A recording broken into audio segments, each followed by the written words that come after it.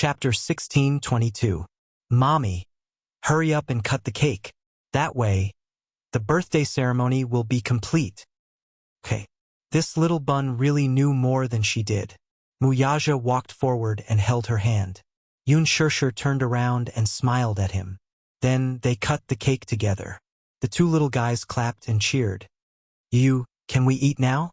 Little Ichen stared at him greedily, his saliva almost dripping from his mouth as he stared at the cake. Yu glanced at him in disdain and said expressionlessly, "Please wipe your saliva first." Xiao Chen was confused. Yu sighed and rubbed his forehead. "Stupid brother. Why are you so greedy?" "Because Yu's cake looks so tempting. It must be delicious," Xiao Chen said honestly. Yu was speechless for a moment. Then, he sighed and took the initiative to cut a piece of cake and passed it to him. "You, little greedy cat, eat it." "I don't want this. I want the sugar figurine on the cake." Yu pondered for a moment and asked curiously, "Which one do you want?" Xiao Chen was drooling. "I want yours." Yu immediately said, "No." "Why not? Can't you eat yours?" Xiao Chen felt wronged and said, "Mine doesn't look as good as yours." "Stingy Yu. Let me eat your sugar figurine." As he spoke, he started to act coquettishly. Yu, on the other hand, stood firm and shook his head vigorously. No, I won't let you eat mine." "Humph. Yu, stingy. Then I'll eat Mommy's sugar figurine." As he spoke, he reached out his hand and grabbed the cutest sugar figurine that Yu had spent the most effort on. Smack! Yu slapped his outstretched hand away with a look of disdain. "No," Xiao Chen said dejectedly. "What's wrong now? You can't eat Mommy's either. Why don't you eat Daddy's food?" Yu said. When Xiao Chen heard this, he felt wronged and mumbled unwillingly, "I don't want to eat Daddy's little candy figurine. She's so ugly, I can't bear to eat her." Yun Shishir and Yu burst out laughing at the same time. At the side, Wuxia's face was extremely gloomy. There seemed to be cold air around him. Xiao Chen shuddered violently.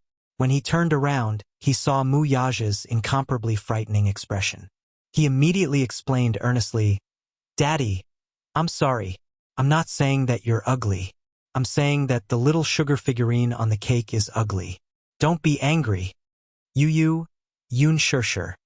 Wuxia's face darkened even more. Why did this little guy have to explain to him so seriously? Was he born to be a comedian? Yu said, "Xiao Chen, be good and let Mommy choose a candy figurine first. It'll be your turn after that." As he said this, he turned around and said seriously, "Mommy, pick a candy figurine and try it." Yun Shishir said in surprise. Are you talking about the candy figurines standing on the cake?" "Yes." "Can it really be eaten?" She was still a little surprised. This was the first time she had seen a candy cake. The 4 little candy figurines that Yu had molded were lifelike, lively, and adorable. She did not expect that these candy figurines could be eaten. Lifelike, except for Wuxia's candy figurine. Chapter 16:23.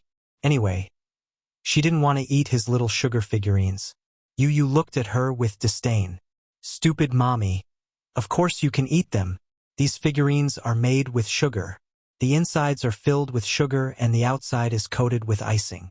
They're very sweet. However, this is my first time trying to make a sugar cake and I haven't tried it yet. I don't know how it tastes. Mommy, try it first." Yun Shishir nodded. Then, she reached out her hand and picked between the 4 figurines with her fingertips. At that moment, she couldn't decide which one to eat. Although these figurines were made with sugar, they could still break their necks in one bite. Just thinking about it was a little creepy. Yu suddenly asked, "Mommy, what flavor do you like?" "Flavor?" Yu blinked and said proudly, "Yes, I made these 4 figurines with different flavors." There were different flavors of sugar, so there were many flavors to choose from. He purposely chose 4 flavors and made 4 little sugar figurines. Therefore, each of the 4 little sugar figurines had a different flavor and were unique. When Wuxia heard this, he looked at him in surprise. This kid was full of tricks. there were actually 4 different flavors of sugar figurines. Oh, Yun Shirshir was interested. She pointed at Xiao Chen and asked, "What flavor does Xiao Chen have?" "Strawberry." "Then what about yours?" "My little sugar figurines are made with milk flavor." Yu smirked. Muyaja asked curiously, "Then what about mine?" "Daddy's is made with chocolate." Xiao Chen was also very interested. He asked greedily, "Then what about Mommy's?" Yu smiled mysteriously. "That's a secret." "Humph. Wow." With Yu's tantalizing words, Xiao Chen's desire grew. The unknown and the most mysterious were always the most desirable. Xiao Chen wanted to try the flavor of his mommy's little sugar figurines even more. Yun Shirshir glanced at Xiao Chen. She saw that he was staring at her little sugar figurines greedily. Therefore, she picked one of Xiao Chen's little sugar figurines and left hers for the 2 little guys to try. She raised Xiao Chen's little sugar figurines and waved it in front of him. She pretended to be fierce and said, "Xiao Chen, Mommy is going to start eating you."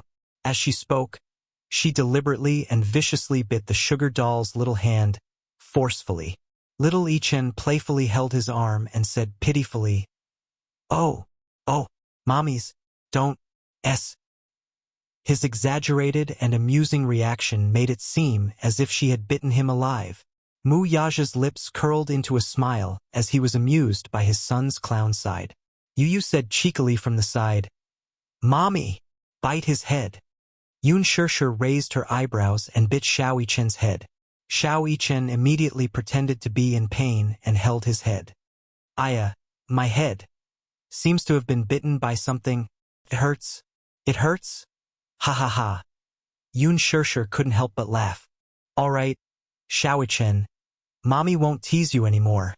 Then, she took her little sugar figurine from the cake and squatted in front of Xiao Chen. She handed it to him. "Xiao Chen, Mommy's little sugar figurine is for you. Okay?" Chapter 16:24. "Thank you, Mommy. I love Mommy so much." Yu immediately said indignantly, "Idiot, why aren't you thanking me? I made the cake." Xiao Chen smiled. "Thank you, Yu." Yu was finally satisfied. Yun Shirshir looked at him lovingly. "Xiao Chen, try Yu's cooking." "Okay." Xiao Chen couldn't wait to take a bite. The poor little sugar figurine was bitten off by him, revealing a cross-section of its head. It was actually rainbow candy paste. Wow! Xiao Chen's mouth was full as the sweet candy paste filled his mouth. The delicious sweetness filled his mouth, and he was so happy that he wanted to cry. "It's so delicious. This is the most delicious cake I've ever eaten." Xiao Chen was pleasantly surprised. He danced with joy and excitement. Yun Shirshir glanced at it and was also surprised. She didn't expect her little sugar figurine to be made with rainbow candy paste. It had to be mentioned that the candy paste only had 1 flavor. However, Yu had spent a lot of effort on her sugar figurine. He purposely mixed different flavors together. The purple one was grape, the red one was strawberry, the green one was apple, the orange one was orange, the yellow one was lemon, the red one was coffee, and the blue one was blueberry. The 7 flavors implied that in his heart, his mommy was the most perfect woman in the world. There were a total of 7 flavors. In order to prevent the candy paste from melting and mixing the flavors, he specially used a sugar coating to separate the flavors. He spent about an hour just to make this sugar figurine. From kneading it into shape to coloring it and finally to the finished product, he was especially serious. Yun Shirshir was so touched. She knew very well how much time and energy it took to bake. In the past, when she had a personal activity in school, she had also tried to bake. However, she was clumsy and the biscuits she made were all burnt. Just by looking at this beautiful cake, Yun Shirshir could imagine Yu standing on a stool in the kitchen with his head lowered, carefully kneading the cream in his hands, imagining her appearance as he carefully made the cake. A warm current seemed to flow into his heart. Today was really... what a pleasant surprise. This was probably the happiest birthday she had ever had in her life. Yun Shirshir was satisfied. Xiao Chen raised the candy figurine to Yun Shirshir's lips and said considerately, "Mommy, this candy figurine made by Yu is so delicious. You should try it too. Yu was also looking forward to it. Mommy, try it and see how it tastes. Yes. Yoon Shirshir nodded and took a bite under the serious gazes of the two little munchkins. When the seven-colored candy paste entered her mouth, it instantly overflowed with sweetness, filling her mouth and teeth. The candy paste made by Yu was sweet but not greasy, soft but not sticky. It was just the right amount of sweetness, but it made one want to taste it again. Yoon Shirshir had never eaten such a delicious cake and was pleasantly surprised. It's so delicious, she said honestly. Yu, how did you come up with it? I bought a baking book and learned a little from it. After pausing for a moment, Yu said proudly, however, Mommy's candy figurine wasn't learned from the book. I created the rainbow candy paste myself. It's really great. Chapter 16:25. When Yu saw this, he was naturally happy. He could tell that his mommy was enjoying the birthday present that he had specially prepared for her. Mommy, is it delicious? It's delicious. Xiaoi Chen was the first to reply. Yu glanced at him. Humph, greedy little kitten. I didn't ask you. Yoon Shirshir was delighted. She bent down and hugged him. Yu, the cake you made is delicious. Can you make it for Mommy next time? Mommy, you're a greedy little kitten too. Although Yu sounded arrogant, he couldn't hide the joy on his face. He licked his pink lips and asked bashfully. Then, Mommy, do you like the birthday present that Yu specially prepared for you? I like it, Yoon Shirshir answered without hesitation. When Xiaoi Chen heard this, he leaned over and said, Mommy, then, do you like the birthday present that I made? I like it very much too. Yu and Xiaoi Chen looked at each other. The two little guys seemed to be fighting over this. Sparks flew in the air. The two squishy little balls looked at her and asked in unison, Then whose present does Mommy like the most? Yoon Shirshir was stunned. She looked at the two children blinking their big, watery eyes at her. For a moment, she couldn't make a choice. She liked the presents that the two children had given her a lot. She couldn't tell which one she liked the most. She was very touched. However, the two little lads seemed to be fighting for her attention. They insisted that she pick one. She really couldn't pick one. Suddenly, Yoon Shirshir had an idea. She raised her hand and flashed it in front of their eyes. Mommy still likes Daddy's present the most. Yu and Xiaoi Chen looked at her hand at the same time. They saw a dazzling diamond on her ring finger. It was Dairy Ring's rare pink diamond. It was extremely eye-catching. Yu had seen this custom-made diamond ring in a magazine. It was worth 8 figures. Pink diamonds were very rare. A 1-carat pink diamond was even more precious. When Xiaoi Chen heard this, he immediately looked at Mu Yaja indignantly. He pouted and said unhappily, So this is what Daddy prepared. How cunning. Yu asked, Did Daddy propose to Mommy? Yoon Shirshir smiled and nodded. Yes. Yu felt an inexplicable bitterness in his heart. He nervously grabbed Yoon Shirshir's wrist and asked anxiously, Then, what about Mommy? Mommy, did you agree to Daddy's proposal? He had originally thought that his daddy had prepared a huge sum of money for his mommy to book the entire fairy tale valley and prepare a grand and romantic birthday party for his mommy. Just like in fairy tales. Who would have thought? The real gift that Daddy had carefully prepared was actually a proposal. For a moment, his feelings were complicated and he didn't know how to describe them.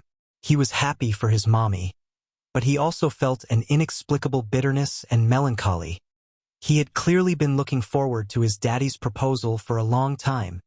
He had also sincerely hoped that his mommy and daddy would be together forever and happily ever after. Why was it that after his wish came true, he felt a little worried and bitter? Yoon Shirshir glanced at Yu. His pink lips were gently curved. He was clearly smiling, but it was not sincere. It was as if he was forcing himself to smile. Yoon Shirshir was stunned for a long time. Then, she slowly nodded and said gently, Mommy agreed. Yu's mind went blank. His eyes flickered slightly. Mommy was getting married. Chapter 16:26. He didn't know if he should be happy or worried. There was a sense of disappointment in his eyes that shouldn't be there at his age. Yoon Shirshir's smile froze when she saw his complicated expression. She looked at him and didn't know whether to laugh or cry. This little guy. Why did he look so disappointed and melancholy that only a father would look when his daughter was getting married? She didn't know why, but when she saw Yu Yu's expression, she felt an inexplicable heartache. This child probably couldn't bear to part with her. At the same time, he was worried that her marriage wouldn't be perfect and blissful enough. Or perhaps he was worried that that man wouldn't be able to give her the greatest love. Yu Yu, are you unhappy? Yoon Shirshir probed carefully and lowered her voice. Yu Yu immediately shook his head. No, Mommy, don't think too much. In fact, Yu Yu's disappointment wasn't because he couldn't bear to part with her. It was because he was afraid that his daddy wouldn't be like him, who would accept his mommy unconditionally and treat her like the apple of his eye. He was selfish. He hoped that his mommy would receive the greatest love in the world. He was also conceited. He thought that the only person who could give his mommy the greatest love in the world would be him. As a father, he approved of Wuxia. But as her husband, he still held a skeptical attitude. However, he was conflicted and a little happy. Mommy was going to get married. In the future, they would no longer be lonely as a family of 4. At this thought, Yu Yu's lips curved into a smile. He looked up and his twinkling eyes were bright and beautiful, as if there were countless twinkling stars hidden in them. Mommy, Yu Yu, I'm very happy. Mommy is going to get married. Yu Yu will definitely make Mommy the most beautiful bride in the world. When Yoon Shirshir heard this, she couldn't help but tear up. Yu Yu's intentions were incomparably precious. More precious than any treasure in the world. She hugged Yu Yu emotionally and kissed his pink cheeks. Thank you, Yu Yu. Mommy, don't say thank you. Yu Yu's tone was a little reproachful. She looked at her and laughed. Mommy's happiness is Yu Yu's happiness. Mommy, I wish you the best. With that, his lips curled into a smile as he suddenly grabbed her hand and led her to the front of the man. He then raised his head to look at him. Daddy, hand. Yu Yu ordered like an old man.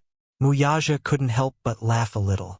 Looking at this overly precocious child in front of him, he secretly laughed in his heart, but his face was very serious.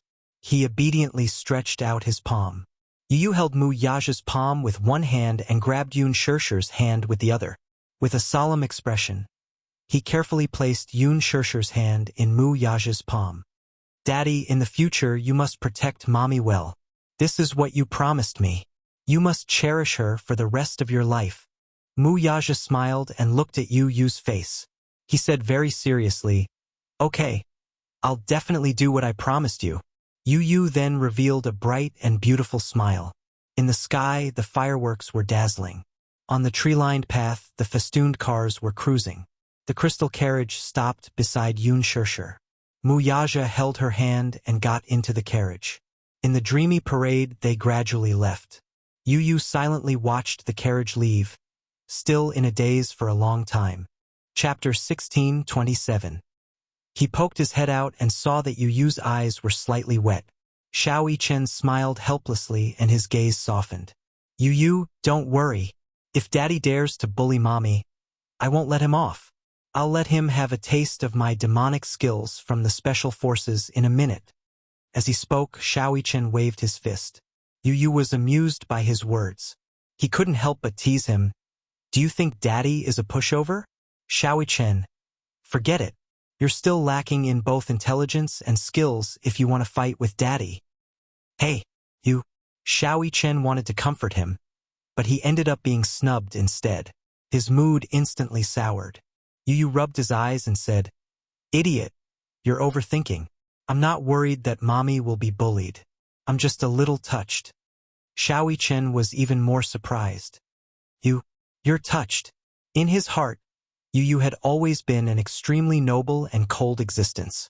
He was cunning and sharp-tongued, and he was extremely mature. However, today, he saw the softest side of Yu Yu's heart. All right, let's go see the float parade. Xiao Chen held his hand without any explanation. Yu Yu nodded and the two little lads walked in the direction of the float parade. On the float parade. Yoon Shirshir looked at the float parade that kept passing by.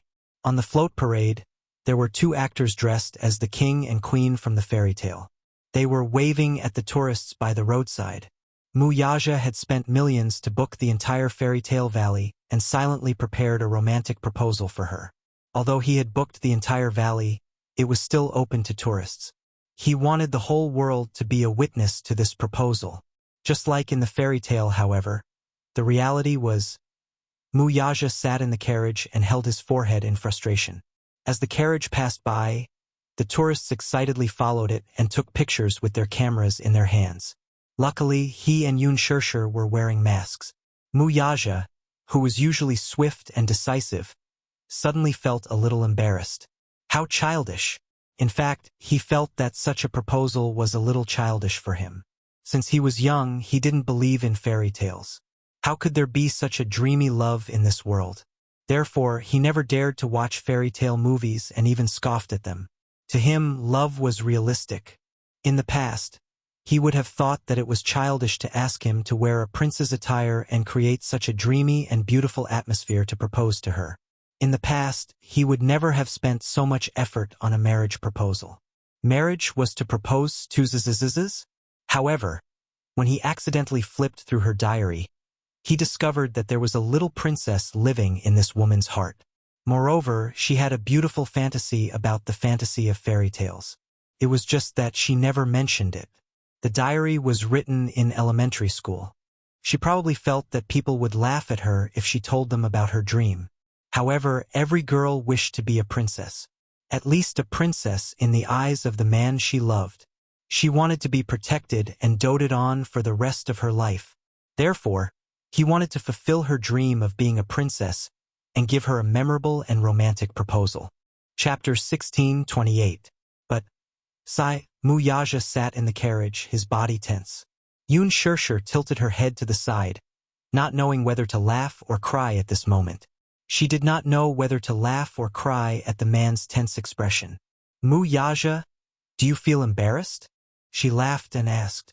It was indeed a little childish for such a noble and cold man to wear a prince's suit and sit in such a childish crystal carriage. Wuxia did not want to talk. Yoon Shirshir held his hand. Did you prepare so much in secret to give me a surprise? Wuxia patted her head. Are you happy tonight? Yes. Of course I am happy. Yoon Shirshir looked down at the gown on her body and asked in confusion, Where did you get this gown? It was custom-made a long time ago. Wuxia said again. It was the main attraction of Chanel's spring fairy tale at the Milan fashion show. He liked it at first glance and had it custom-made according to her size. Yoon Shirshir was so touched that she could not speak. Sometimes Yu and Wuxia, this father and son pair, really had a strong similarity. On the surface, the two of them looked very noble and elegant, with cold expressions and cold gazes. However, sometimes when they were with their loved ones, they were so warm. Wuxia really warmed her heart this time. Wuxia. Yoon Shirshir held his arm and blushed shyly. I love you. Wuxia lowered his head and looked at her. His eyes were full of love.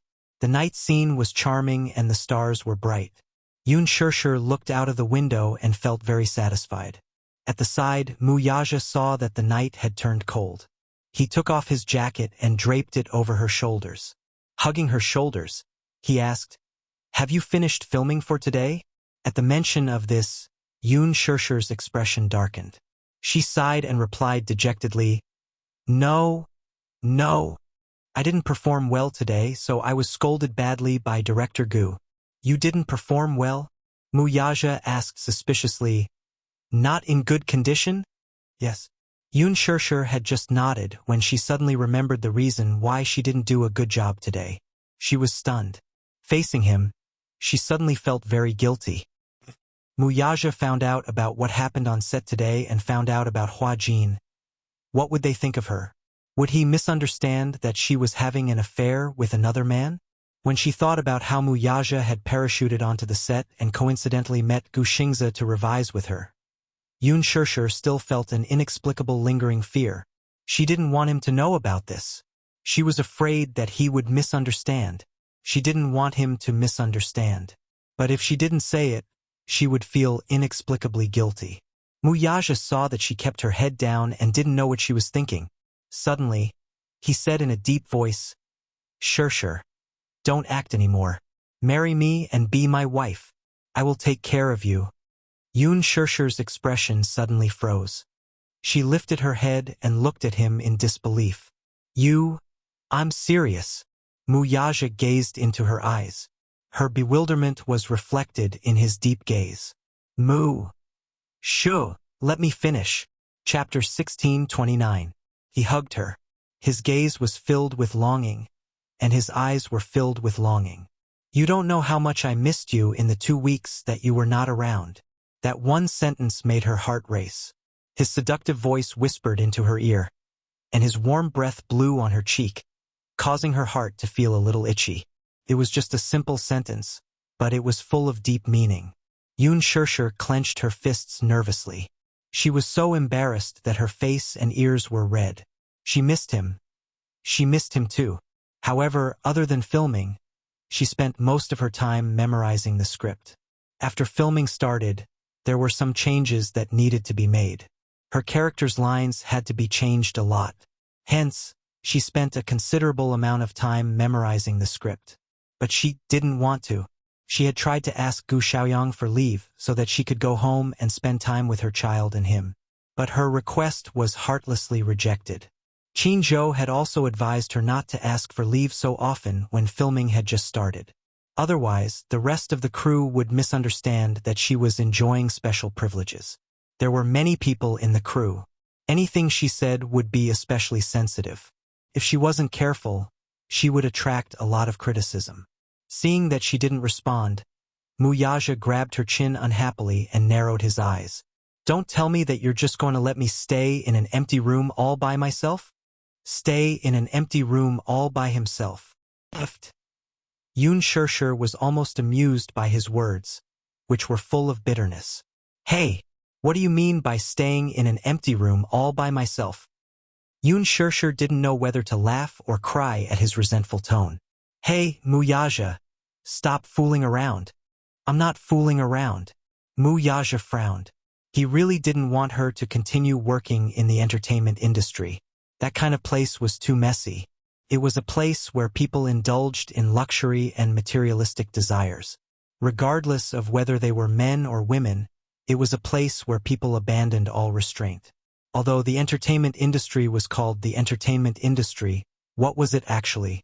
It was just a backyard for the capitalists, a place for the rich and powerful to enjoy and play as much as they wanted. It was no longer that pure. In this day and age, those who could make a name for themselves in the entertainment industry were all backed by rich people. On the surface, it looked like a game between celebrities. In fact, the ones who were really playing the game were the capitalists behind them. She liked acting, that was fine, but he didn't want her to treat it as a career. Previously, he had thought that since she liked to perform, even though he didn't like her entering the entertainment industry and pursuing such a career, as her man, he shouldn't interfere with her. He should give her the greatest freedom to a certain extent. But now he felt that he couldn't do that. If she treated acting as her career, then the time left for him would be greatly reduced. He had been without her for half a month. Without him, he felt that his days were dull and boring. He missed her. No matter if it was his body or mind, he missed her crazily. He was beyond redemption. He missed the days when he hugged her to sleep. Now, whether he closed his eyes or opened them, the side of the bed was empty. The huge room gave people a feeling of desolation. In the past, when she was at home, he would always feel warm whenever he came home. But now, when he opened the door, he felt that the house was a little less lively. It was too cold. Chapter 16:30. Yun Shursher's heart skipped a beat. She actually saw an unconcealable loneliness on his face. It was only then that she suddenly realized, because of work, because of her neglect, he actually felt lonely. In her heart, a sense of guilt arose spontaneously. However, Yun Shursher was extremely conflicted. On one hand, she loved acting, but she also hated dealing with those foul and unspoken rules in the entertainment industry. On the other hand, She wanted to leave the entertainment industry to accompany him, but she felt that if a woman left her career and only stayed by a man's side, she would be like a beautiful vase and would always feel insecure. From what she knew, a woman also needed a career and needed to be self-reliant. She shouldn't rely on a man to live. Be my wife and I'll take care of you. Probably, in this world, no one would have the infinite confidence to say such a thing like him. She knew that her career might not even be worth a mention in his eyes. To her, she had worked hard to act, stayed up late to memorize the script, and dealt in that extravagant circle. In his eyes, the remuneration she received might not even be worth a minute of his benefits. To put it in a funny and ironic way, all the remuneration she received from acting in Lethal Beauty might not even be worth what he earned in a minute. However, although the remuneration was low, it was in exchange for her hard work. Being able to get the director's approval and be liked by the audience was her greatest satisfaction. Her career made her life more fulfilling.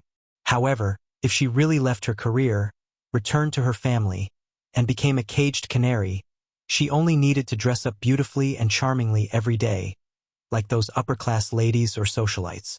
She only needed to take care of her husband and children and surround her husband and children, but she didn't have her own career. Could it be that she would really be happy like that? Wouldn't such a life be too empty? It wasn't that she hadn't considered such a problem. However, she really lacked a sense of security. She didn't dare to use her own life as a stake to gamble her entire life. What if one day he got tired of her? What if her marriage failed? Then she wouldn't have a career or a marriage. Wouldn't such a life be too miserable? Yoon Shurshur didn't dare to imagine. Perhaps he had too little confidence in himself. Muyaja looked at her. He didn't know what she was thinking. However, looking at her expression, it was complicated and unpredictable. It seemed that this woman was thinking about something again. He gently placed his palm on the back of her hand. Just as he was about to speak, Yoon Shurshur suddenly grabbed his hand and looked up with a serious expression. Can you give me some time? What time? Yoon Shurshur said seriously. I still don't want to give up my career. Why? Muyaja was deeply puzzled. Shurshur, your salary is nothing in my eyes. But I earned it on my own. Yoon Shurshur emphasized again. It's not about the amount, it's about my pride. Muyaja could not understand such pride. Chapter 1631. Muyaja's expression changed slightly when he heard this. What kind of logic does this woman have? He said, This is different. How is it different? Yoon Shurshur stared at him intently and said, How is it different? Is it because you're a man and I'm a woman? You're the strong one and I'm the weak one. So, as the weak one, I can only give up my right to have my own career and stay at home like those rich ladies, waiting for you to come back. Day after day, boring through each and every day? Is that so? Muyaja was suddenly speechless. Or is it because I'm a woman? So you're certain that I don't have your ability, and that the money I earn won't be enough to support you? Yoon Shurshur asked again. Muyaja narrowed his eyes. It's not what you think. Yoon Shurshur was silent for a moment and stared at him. She took a deep breath and asked, Then what is it? Muyaja pondered for a long time and suddenly said, I just want you to spend more time with me. Yoon Shurshur laughed and said in a low voice, But I've never been anyone's personal subordinate since I was born, right? I shouldn't exist just to accompany you, right? Yoon Shurshur continued. Muyaja couldn't argue with her. Yoon Shurshur sighed and said plainly, Actually, I know that you don't like my career. Although you won't interfere with me, I know that you don't like my job. Every look in your eyes, every expression, every detail is silently telling me that you hate my acting. You hate that I neglect you because of my acting. She paused for a moment and nodded with a guilty look. Yes, I know that there are many times when I neglect you, you and Xiaoi Chen. Especially in the last half a month, I really didn't have time to care about you. It's my fault. I admit that I also feel very guilty. I'm very sorry, especially when I saw the birthday party you guys prepared for me. I felt especially guilty. I'm sorry. Muyaja's gaze softened. You don't have to apologize. It's not your fault. But I don't want to lose my job. I don't want to be like those rich ladies and become a caged canary. Yoon Shirshir covered his hand and pleaded. So, please give me a little more time, okay? I have my own plans and I have my own plans for the future. Please don't interfere with me, just like how I will never interfere with your career. Okay? What's your plan? Yoon Shirshir smiled and said, I want to be a director in the future. Also, I hope to set up my own film and television company. I want to invest in my own scripts, shoot movies, and produce films. For now, I'll be an actor for the time being. Once I've accumulated enough capital, I'll work hard to transform into a behind-the-scenes role. If you want, I can fulfill your wish right now. Mu Yaja held her hand. Yoon Shirshir's expression froze and her smile turned cold. But right now, I don't have the confidence to run such a big company. At least give me some time to train myself. Mu Yaja remained silent. Chapter 1632. Yoon Shirshir pleaded. I promise you that I will make adjustments in the future. I will choose between work and family and try my best to take care of all of you. I'm really sorry that I didn't consider your feelings during this period of time, but I promise that I will try my best to avoid such things from happening again. When Mu Yaja heard this, even though he was conflicted, he still decided not to interfere with any of her decisions. He knew her well. This stupid woman lacked a sense of security too much. She could be a rice worm for the rest of her life, but she was stubborn in her bones and was unwilling to depend on anyone to live, just like Yu. He already had a lot of wealth, but he still hid it from Yoon Shirshir. Firstly, he did not want her to worry too much about him. Secondly, even if Yu was worth billions, Yoon Shirshir would not depend on him to live. This was also why she was cute and charming. She was different from those materialistic women in the industry who were greedy for power. He probably hoped to earn money with his own ability and spend his own money in a dignified manner. In fact, she was indeed very talented in acting. It was indeed a good choice to work behind the scenes in the future. How much time do you need? He raised his eyebrows and asked. His attitude showed that he had already compromised. Yoon Shirshir thought for a moment and then smiled. Give me 5 years. 5 years was enough for him to accumulate experience. In these 5 years, she would work hard to learn and accumulate more surprises to be fully prepared for her transition behind the scenes in the future. Actually, it's not that I didn't think of retiring, but I'm the one who decided to act. Since I made this decision, I should be responsible for my own decision. If I quit now, not to mention the sky-high liquidated damages, I will definitely implicate Qinzhou. If I suddenly announce that I'm quitting the entertainment industry in the middle of filming, this would be a little too irresponsible. I know that I didn't have the chance to take care of my family for the past 2 weeks, and I feel very guilty. I thought about it and decided to ask Qinzhou to help me and the crew to try to take 2 days off every week to go home. After this film, I will only accept works that I like. I won't let my schedule be so full anymore. If he took a step back, she would also take a step back. Moreover, she was very sincere. She had always placed her family first. Before this, she never expected that after entering the entertainment industry, she would be so busy that she didn't even have time to take care of her family. She had originally planned to focus on her family after filming The Green Apple, and occasionally take on a few projects that she was interested in. During this process, she would work hard to study screenwriting and directing. Between acting and directing, she was more interested in directing. When her abilities matured, perhaps she could also help him manage Huanyu. She knew that it would be very tiring, but she was happy to be able to work hard with her own ability. However, she really couldn't do it if she had to rely on anyone to survive. After she finished speaking, she looked at him with some apprehension. She was afraid that he would object and that he would not understand. Mu Yaja frowned but did not object in the end. He curled his thin lips and looked at her gently. He raised his hand and gently stroked her head with a doting smile. Good. I will wait for you. He gave her 5 years. These words gave Yoon Shirshir great relief. Chapter 1633. Leaning on his shoulder, she said softly, Mu Yaja, thank you. Thank you for understanding my stubbornness. Thank you for understanding my decision. She leaned over, her soft and exquisite body pressing against his.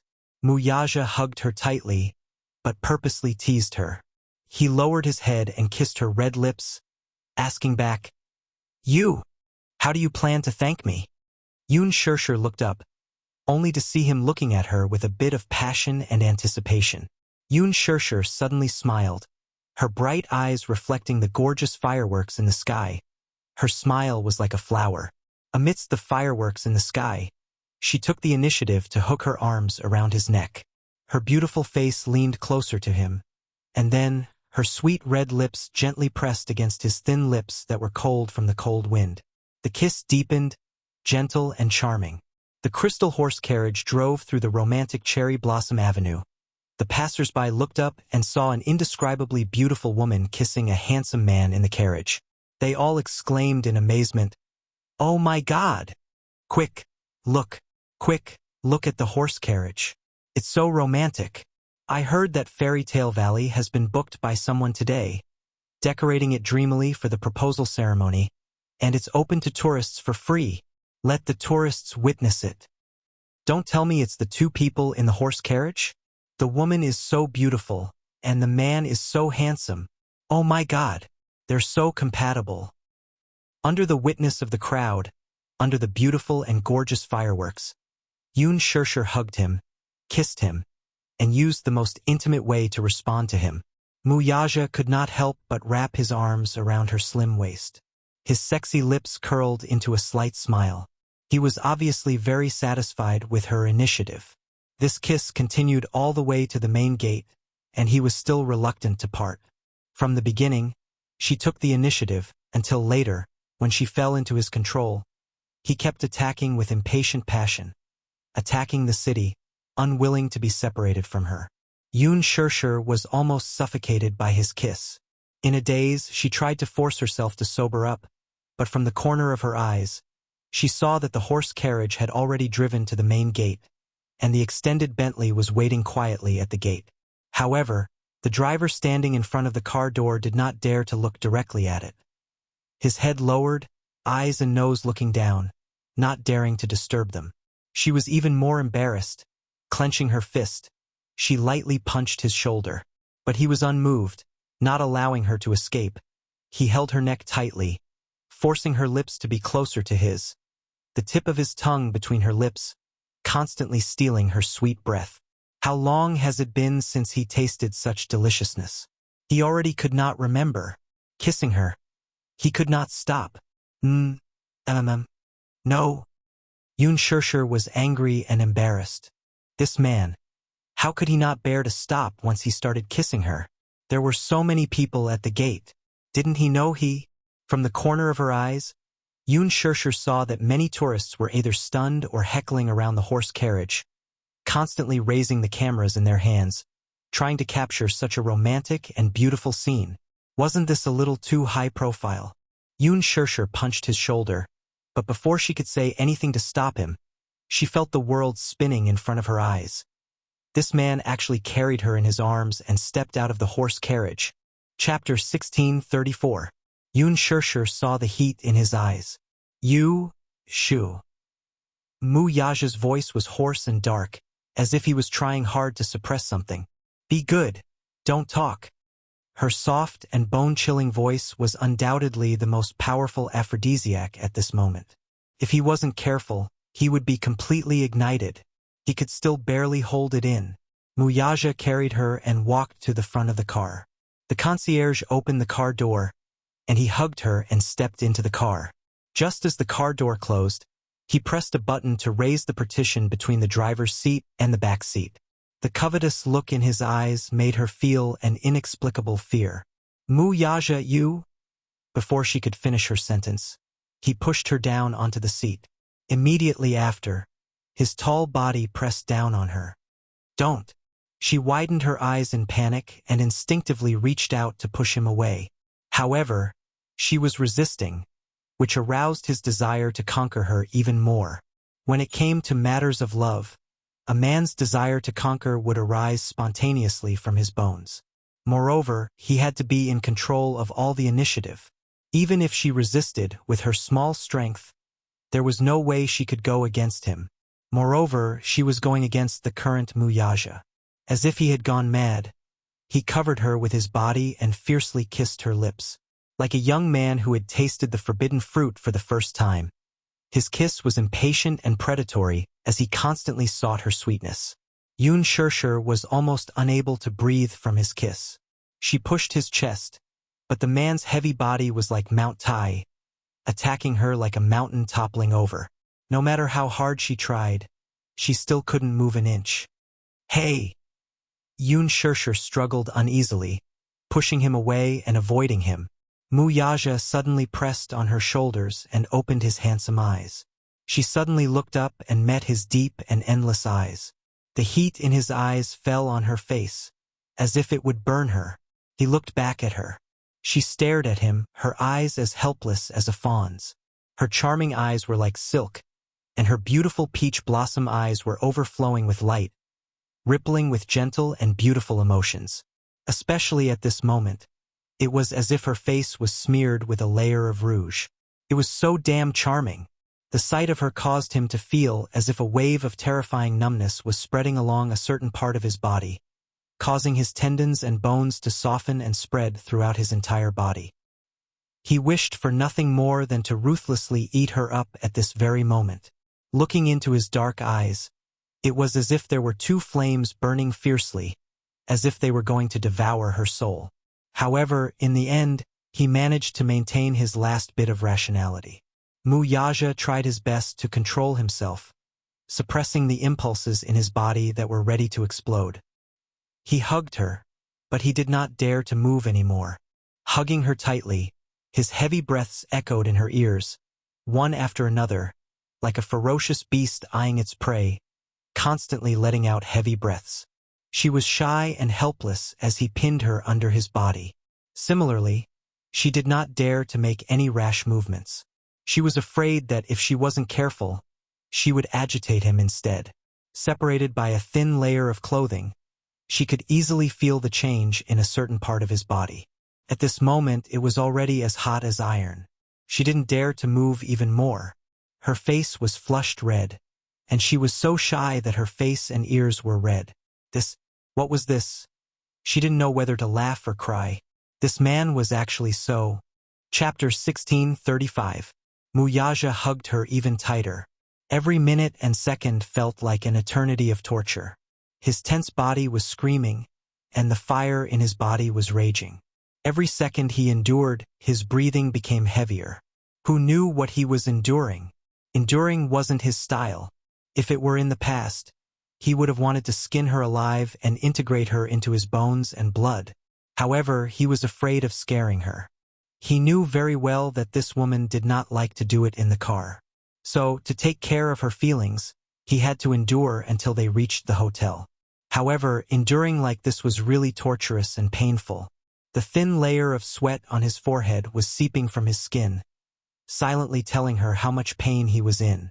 Yun Shirshir did not know whether to laugh or cry, and her heart ached. After not seeing her for half a month, he really missed her. Whether it was his body or his heart. Damn it! He missed her. From his tense body and the fiery temperature, she could feel how hard this man was enduring at this moment. She hugged him tightly, and her heart could not bear to see him like this. Therefore, she held his handsome face lovingly and kissed him encouragingly between his eyebrows. "Thank you," she said sincerely. "Thank you for doing so much for her. Thank you for giving in and changing for her."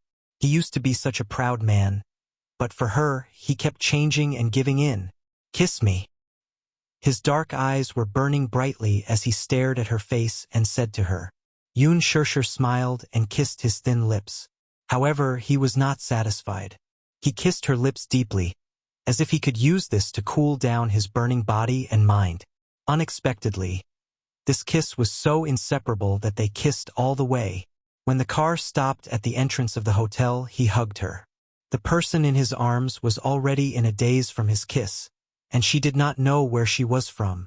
When they were outside the car, the chauffeur gently knocked on the car window and said carefully, "Sio Mu, "We've arrived." Only then did the two people in the car wake up. He left her lips, only to see her face in a daze. Her face was tender and naive, but it made her even more charming. She, on the other hand, felt a little dizzy from his kiss.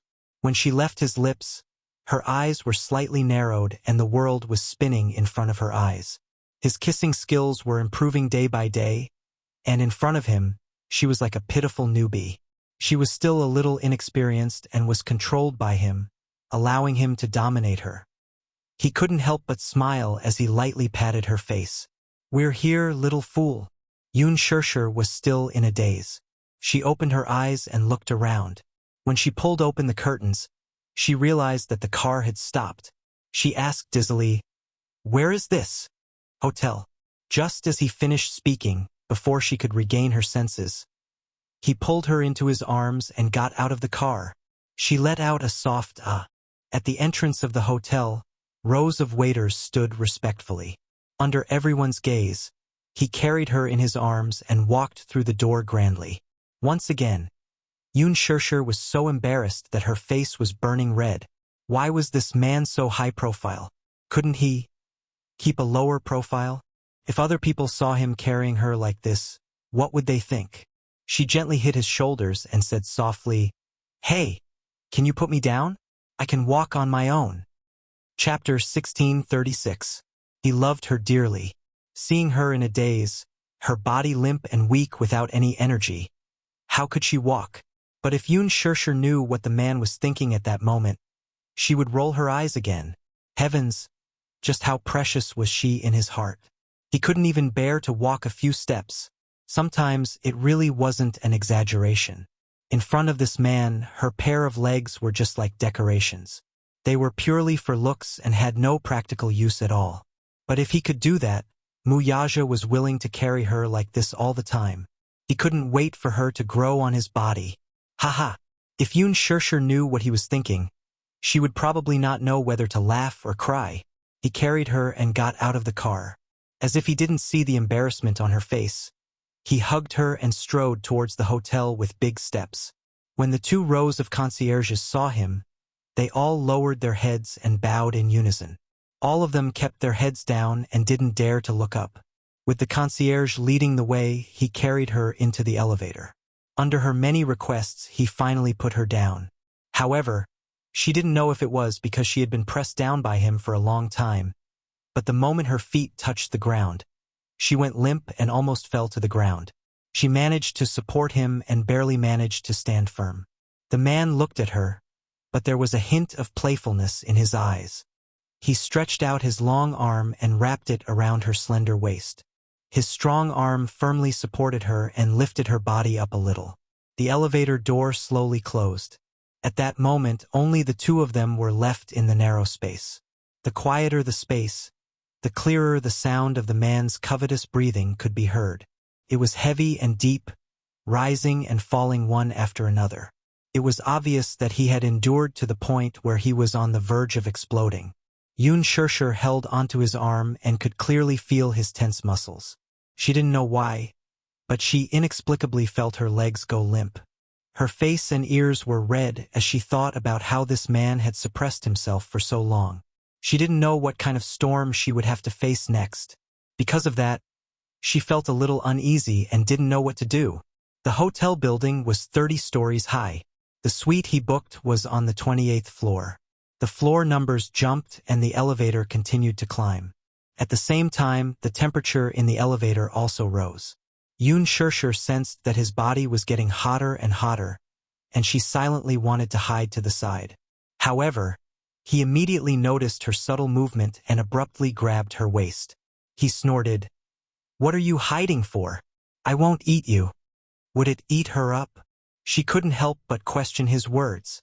This man was truly a monster. It was as if he had an inexhaustible amount of energy, and he never felt tired at all. How could he be so powerful? She had heard that most men would only be able to last one night in bed before they would be exhausted. However, this man only needed to recharge his energy for a short period of time, take a shower and change into a suit. Then, He would return to his work in high spirits with the demeanor of an elite of the empire. Wasn't he tired? Or was he born with great physical strength? According to her observation, this was under the condition that he was conservative. Every time he still had some reservations in bed, she was already being tormented to the point where she was about to fall apart. If he didn't hold back, what would happen? Chapter 1637.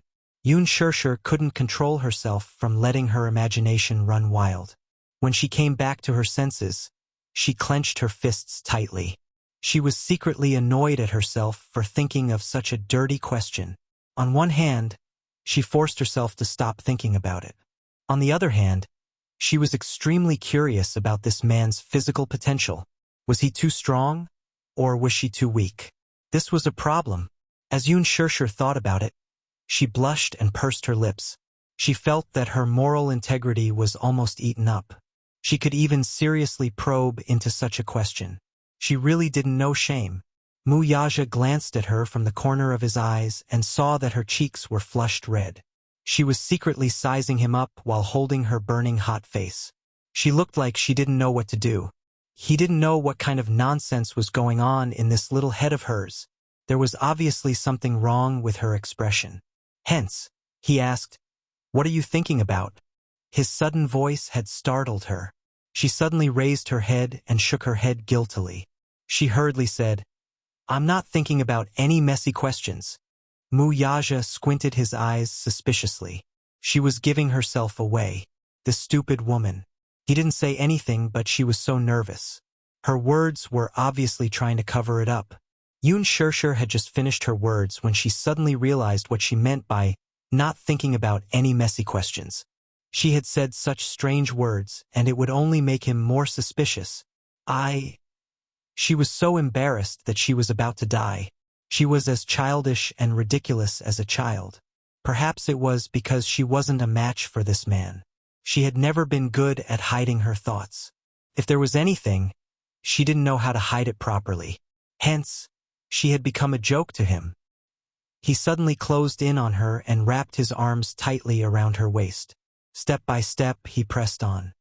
"Tell me honestly, what kind of nonsense are you thinking about?" I'm really not thinking about any nonsense." The more Yoon Shirshir said, the less confident she was. Even she wouldn't believe what she said. As for this man, his skills were so much higher than hers. Obviously, he wouldn't believe what she said. Hence, he leaned over slightly and got closer to her face. Sticking close to her ear, he said seductively, "Say it, otherwise I'll do you right now." His words were obviously laced with danger. Yoon Shirshir suddenly looked up and met his threatening eyes. She flew into a rage out of humiliation. "You! I didn't just say that." Mu Yaja smiled like an experienced hunter. His elegance and calmness were akin to that of a prey trapped in the palm of his hand. Moreover, he was full of interest. Yoon Shirshir got even angrier. However, under his threat, she lowered her head and said unwillingly, "Nothing much. I'm just curious about one thing. That's all." "What? You?" She took a deep breath. "You never seem to get tired." Mu Yaja was stunned. Suddenly, he was amused by her serious look. He immediately guessed what she was secretly probing. "What are you laughing at?" "You little fool. You're too weak." The elevator door opened. He took her hand and strode into the room. He walked so fast that she stumbled behind him, unable to keep up. Mu Yaja. Chapter 1638. Don't. The door wasn't closed yet. However, what she got in return was the man's kiss. It was as if at this moment, the emotions that had been suppressed for a long time had finally been released. For the past half a month, including the journey from Fairy Tale Valley to the hotel, he had been trying his best to restrain himself so that at this moment, he would not hold back at all. He lowered his head, pressed down on her shoulders, and kissed her deeply. The ferocious and predatory energy was comparable to when they were in the car just now. In fact, it was even more ferocious. Even though she repeatedly cried out in surprise, she could not resist him.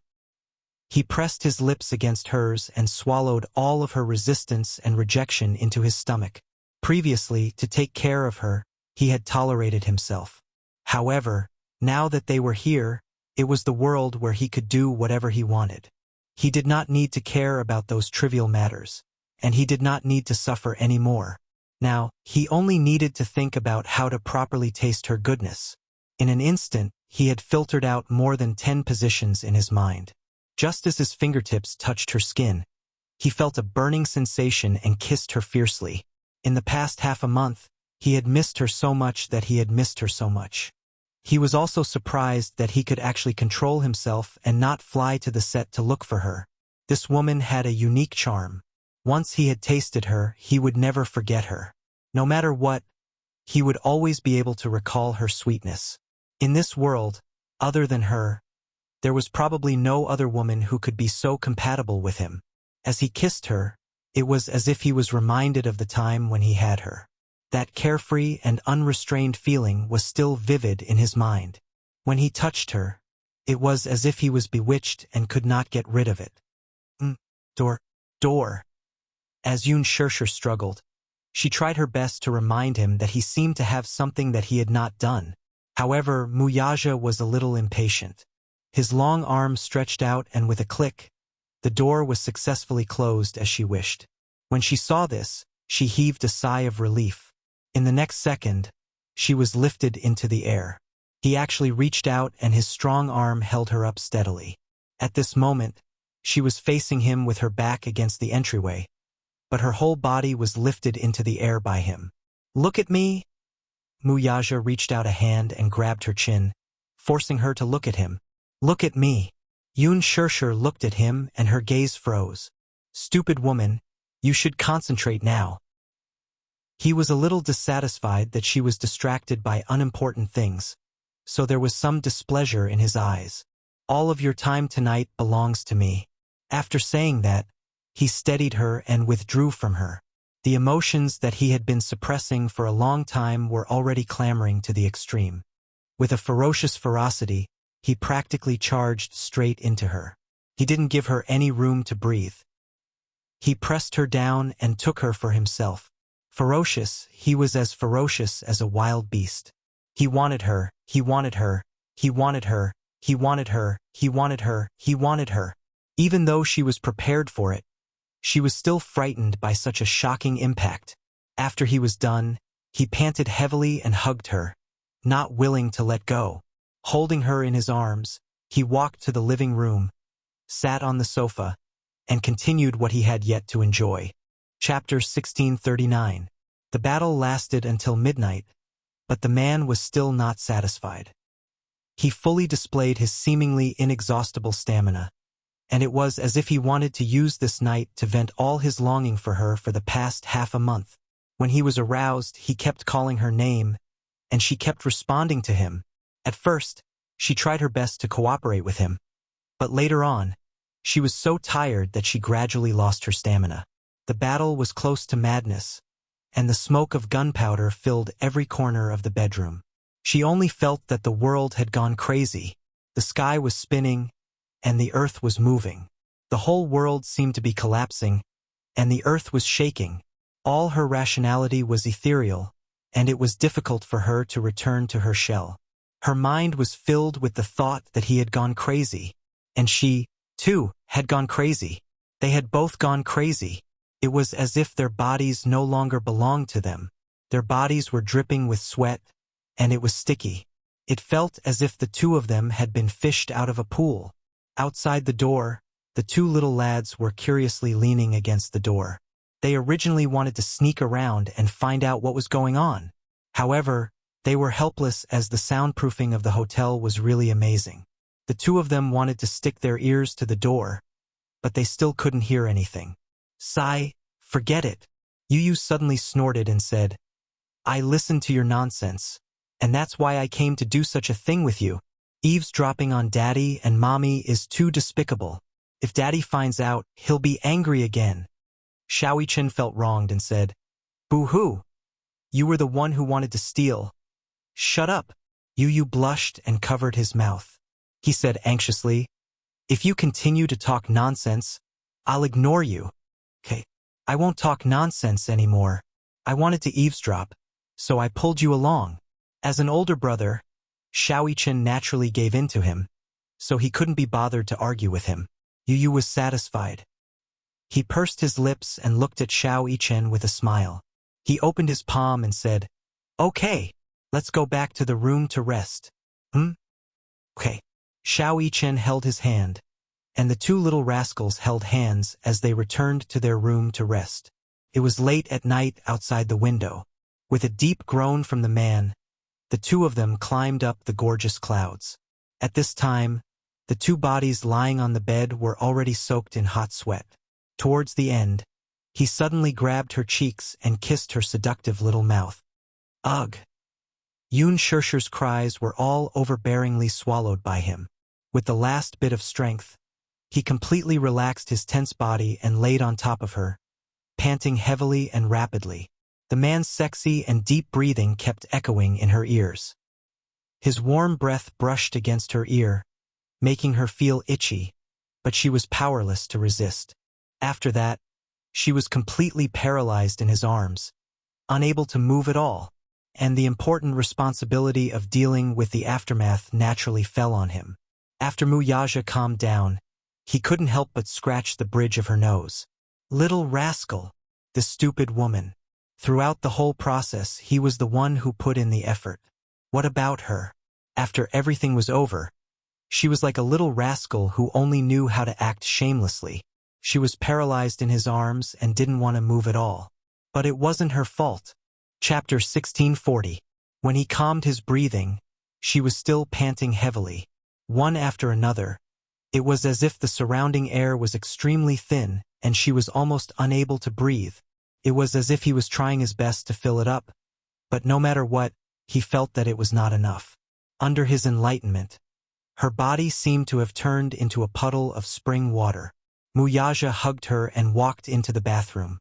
He filled the bathtub with warm water and sank her into the water, letting the two of their bodies submerge in it.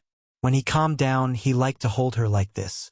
Then he would quietly admire her beauty. Yun Shirshir nestled in his arms, her left face quietly pressed against his chest. The hair on her face was soaked with sweat and messily stuck to her face. However, after hundreds of years, it did not affect her pure beauty in the slightest. Her beauty was a kind of otherworldly beauty that did not hide a trace of dirt. At this moment, her eyes were half closed and there was a trace of drifting in her eyes. Her long and thick eyelashes drooped down, covering her eyelids with a layer of shadow. Her eyelashes were moistened with sweat, and there were a few droplets of mist standing on them, making this beauty even more ethereal. He secretly thought in his heart that if it was in the ancient times, she would definitely be an evil concubine that would bring disaster to the country. She would definitely be the kind of beauty that would cause chaos in the imperial court. So much so that for him who had always had a firm heart, in that moment, a cold thought suddenly floated in his mind. He might as well just die on top of her. Wuxia helped her clean up and at the same time, he still could not control himself from entangling with her lips. Yun Shirshir, however, was enjoying his gentle intimacy. She hooked her arms around his shoulders and responded to his kiss. Occasionally, she would stick out the tip of her tongue and poke him. Wuxia originally wanted to teach her a lesson, but just as he carried her upright, this pitiful little woman was so wronged that she was begging for mercy. I really can't do it today. I will be killed by you here. Let me go, please. I don't want it. I really can't want it anymore. Seeing her so pitiful, Wuxia showed mercy and dispelled the thought. After the two of them had taken a shower, he wiped her clean and carried her back to the bedroom. After getting on the bed, Yun Shirshir comfortably rested her head on his arm and fell asleep soundly. This sleep was peaceful and steady, and it was actually a dreamless sleep. Early in the morning, he was woken up by the urgent ringing of the phone in the living room. Yun Shirshir was still sleepy, but Wuxia was suddenly woken up. He put on a bathrobe and walked to the living room. He saw that it was Yun Shirshir's phone ringing in her handbag. He picked up the phone and heard Qinzhou's voice on the other end. Shirshir, where are you? Yesterday, the crew found out that it was your birthday and wanted to celebrate with you, but you disappeared without a trace. Mu Yaja's brows sank slightly when he heard the manager's voice. She's with me. These 5 words were a high-profile declaration of sovereignty. In his eyes, Qin Zhou was undoubtedly a big love rival. It was a heinous crime to divide up the time that they spent together. Before Yun Shirshir could respond, Qin Zhou heard Mu Yaja's deep voice and was so shocked that he almost threw his phone away. After a short moment of shock, Qin Zhou laughed. Chairman Mu. Haha, so Shirshir is with you. I'm relieved. Shirshir is now? She's still sleeping. Chapter 1641. The words too tired left enough room for one's imagination to run wild. The corners of his lips twitched. He could almost guess the reason behind her too tired. They hadn't seen each other for more than half a month. They must have been busy until late last night. Qin Zhou looked down and cleared his throat. Then, he said awkwardly, "Okay, then, I won't disturb Chairman Mu's rest. By the way, please send my regards to Yun Shirshir on my behalf. Happy birthday." Mu Yaja, however, replied, "You can say that to her face. I'm never in charge of passing on messages." Qin Zhou. His tone was so harsh early in the morning. Just a few words and it was full of tension. It seemed like he was implying that he was blaming him for making her schedule too full. There was clearly a hidden meaning in his words. Qin Zhou awkwardly exchanged a few more words before hanging up the phone. After giving it some thought, he realized that he had indeed made her schedule too full recently. After reflecting on it, he made another call to rearrange her schedule. Mu Yaja hung up the phone and returned to his room. In the afternoon, Yun Shirshir was jolted awake by the noisy ringtone of her phone. She abruptly woke up from the ringing of the bell. She opened her eyes and heard the ringing of the bell. She turned her head and realized that the phone in her handbag had unknowingly been placed next to her pillow. She calmed her disturbed state of mind. Just as she raised her hand and was about to grab her phone, she was suddenly shocked by the feeling of a counting coming from the joints of her arm. "TSK. It's so sore." Yun Shirshir frowned and mumbled. She endured the pain and picked up the phone. Yun Yeching's apologetic voice came from the other end. "Shirshir, are you free this afternoon?" "This afternoon? This afternoon?" Yun Shirshir looked around the room. Only then did she recall the madness last night and where she was at the same time. The curtains in the room were closed, so she could not see the weather outside the window, nor could she tell what time it was. However, based on her sense of time, she knew that it was very late. When she turned around, the side of the bed was already empty. She didn't know when the man had left. From this, she could deduce that it was already late. Yun Shirshir held her phone and her face suddenly turned pale. She remembered that she had a scene this afternoon. Only then did Yun Shirshir remember that she still had to film a scene today. Yesterday, her scene with Hua Jin had not been completed. Logically speaking, she still had to shoot another scene today. And now it must be almost noon, right? Oh my God. She had slept so deeply that she had wasted so much time. Why didn't that man remember to wake her up? She had a lot of work to do in the afternoon. She didn't know if she could make it in time. "Shirshir?" On the other end, Yun Yeching's voice snapped her out of her daze. Yun Shirshir suddenly came back to her senses and smiled. "Daddy, I'm listening. I should be able to get to the train station this afternoon. However, I have a lot of luggage, so it's not very convenient. So, I wanted to ask if you have time to come over and help your uncle." After saying this, he paused for a moment before quickly adding, "It's okay if you're really busy. If you really can't make it, you can take a taxi back." Yun Shirshir was a little conflicted. She had a scene in the afternoon. However, she really couldn't bear to see her father rushing. So she asked, "What time will you reach the station in the afternoon?" Chapter 1642. "All right, don't worry. Give me a call when you arrive, and I'll come over to pick you up. Do you have anything on in the afternoon? If you have something to say, then just let it go." The man persisted, still thinking of her best interests. Yun Shirshir laughed. "What can I have on?" "Dad, don't worry. I'm free this afternoon." He smiled, feeling touched by her thoughtfulness. After giving her a few more words of advice, he hung up the phone. She looked at the time and saw that it was 11:30 p.m. Hence, she hurriedly dialed Director Gu's number. She wanted to ask when the afternoon shoot would end, but the man politely said, Sure. It was your birthday yesterday. I wanted to arrange for everyone in the production team to celebrate your birthday, but unfortunately, I don't know where you went afterward. Since it's your birthday, I'll give you 2 days off. Have a good rest today and tomorrow. Report to the production team the day after tomorrow. The man's kind words gave her a huge shock. To be honest, she was a little dumbfounded. In reality, she had called Gu Xiaoyang to ask for a day off. But when she thought about how she had left the set without permission yesterday, she braced herself for a harsh scolding. Trembling with fear, she waited for Gu Xiaoyang to give her a good scolding. After all, the production team clearly stated that no one was allowed to leave the set without permission. It was the same as clocking in at work. One was not allowed to leave without permission. Yesterday, she had left the set without saying a word. Logically speaking, Director Gu would definitely criticize her for speaking on her own. He would also give her an appropriate punishment. In the end, he would make an announcement to the entire set to punish her as an example to others. However, he didn't expect Gu Xiaoyang to be so reasonable after this phone call.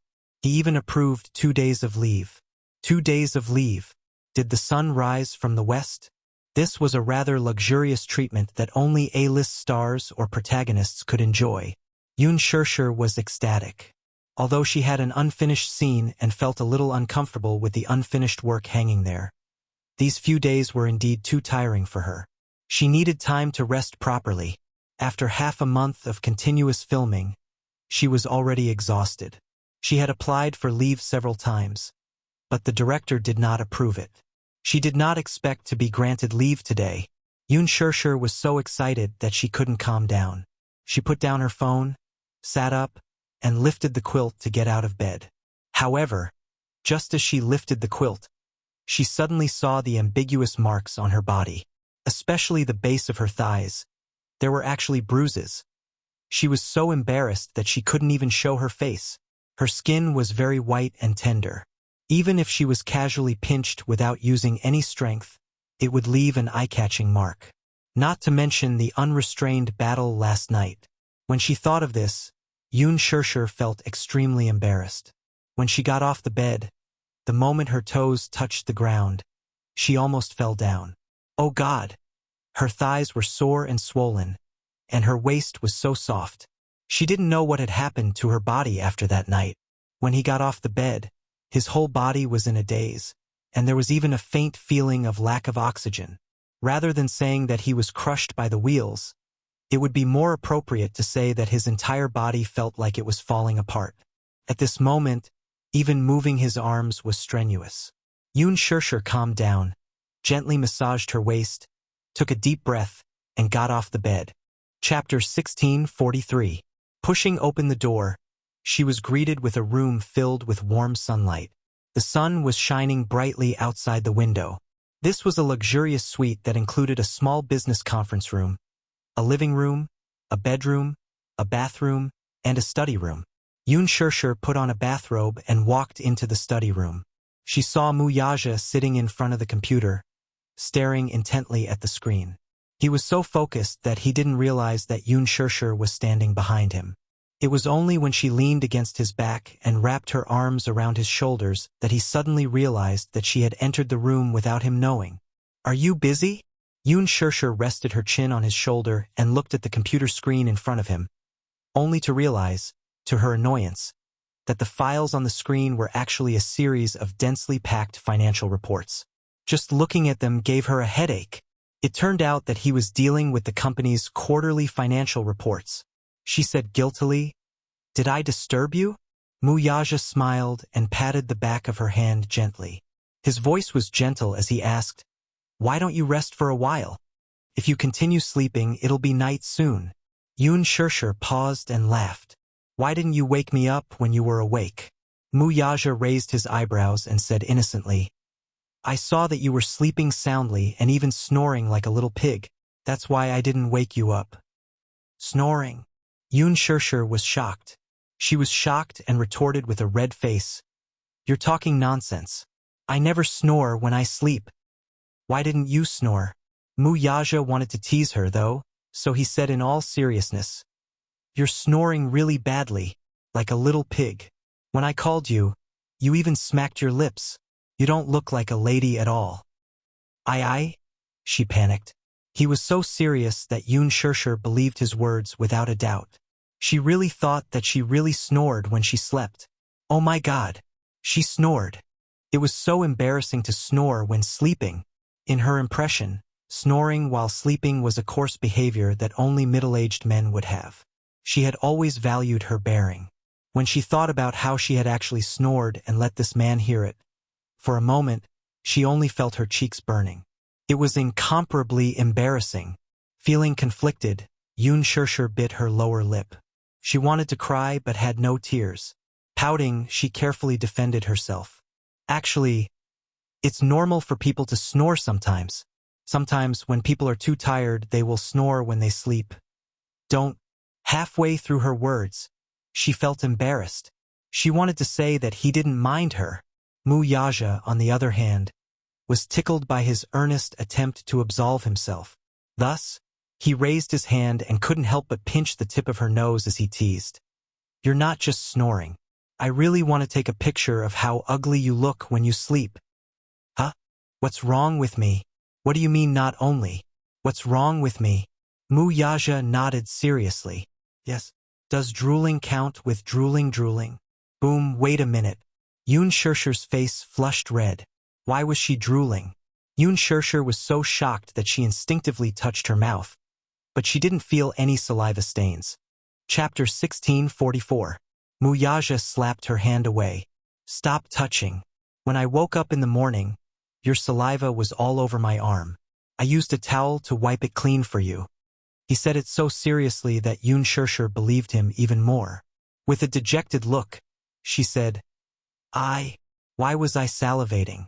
I really don't know. As she said that, she bit her lips in annoyance and cried out in her heart, It's over. It's over. Her ugly sleeping state was actually seen by this man. Yoon Shirshir was very concerned about her image in his heart. Salivating and snoring. Why was she like those middle-aged men who picked their feet when she was asleep? Seeing her reaction, Mu Yaja found it cute and interesting. He couldn't help but curve his lips and snigger. Yoon Shirshir heard him snickering and looked at him suspiciously. Alas, he was quick to restrain himself. By the time he looked at her, his smile had already disappeared and he was looking at her with a straight face. He did not know how to laugh at all. I might really be too tired.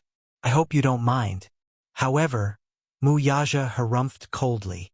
Salivating and snoring. I can tolerate that. But do you know that talking in your sleep in the middle of the night, rolling up the blanket, and even kicking people, that's really too much? Yoon Shirshir widened her eyes in shock and looked at him in disbelief. That's impossible. When I'm sleeping, I'm quite well behaved. I've never kicked people or talked in my sleep. Rolling up the blanket was especially too much. When I woke up in the middle of the night, the blanket on my body was gone. As he said that, Mu Yaja sighed helplessly. I really don't know how badly you tormented me last night. Yoon Shirshir bit her lips. She really wanted to cry but had no tears. She really didn't know that she had so many bad habits when she was asleep. Mu Yaja even sneezed according to the situation, scaring Yoon Shirshir so much that she didn't know what to do. Are you all right? It's fine. Mu Yaja frowned. She probably caught a cold. When Yoon Shirshir heard this, she felt even more regretful. She wrapped her arms around his and said, I'm sorry. I didn't know. I really didn't know my sleeping posture was so bad. That was because I had always slept alone. You had never said that when I slept with him in the past. That's why I didn't know I had a bad sleeping posture. When Mu Yaja heard this, he laughed in his heart, but on the surface, he pretended to be noble and cold, ignoring her.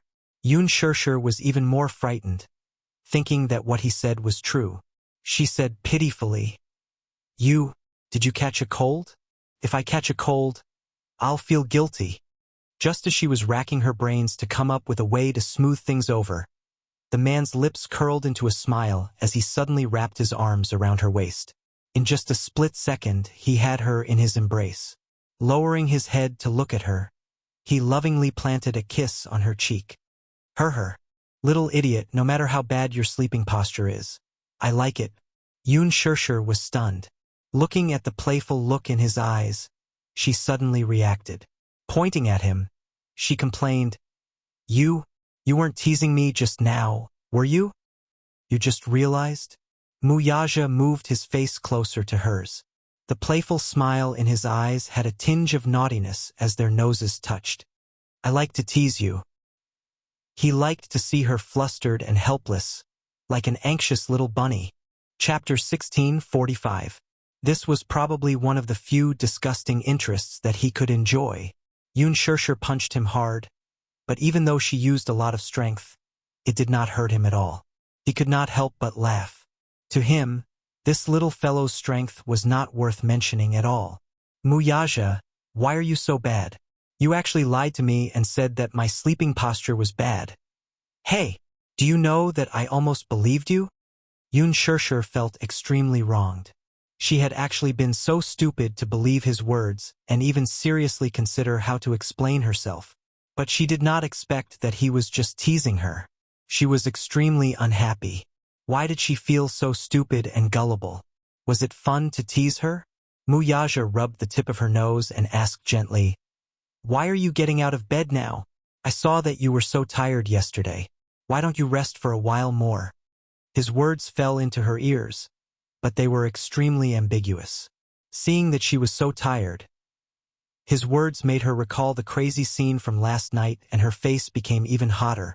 She pushed him away and stood up from his body. She was afraid that he would see her blushing face and tease her again.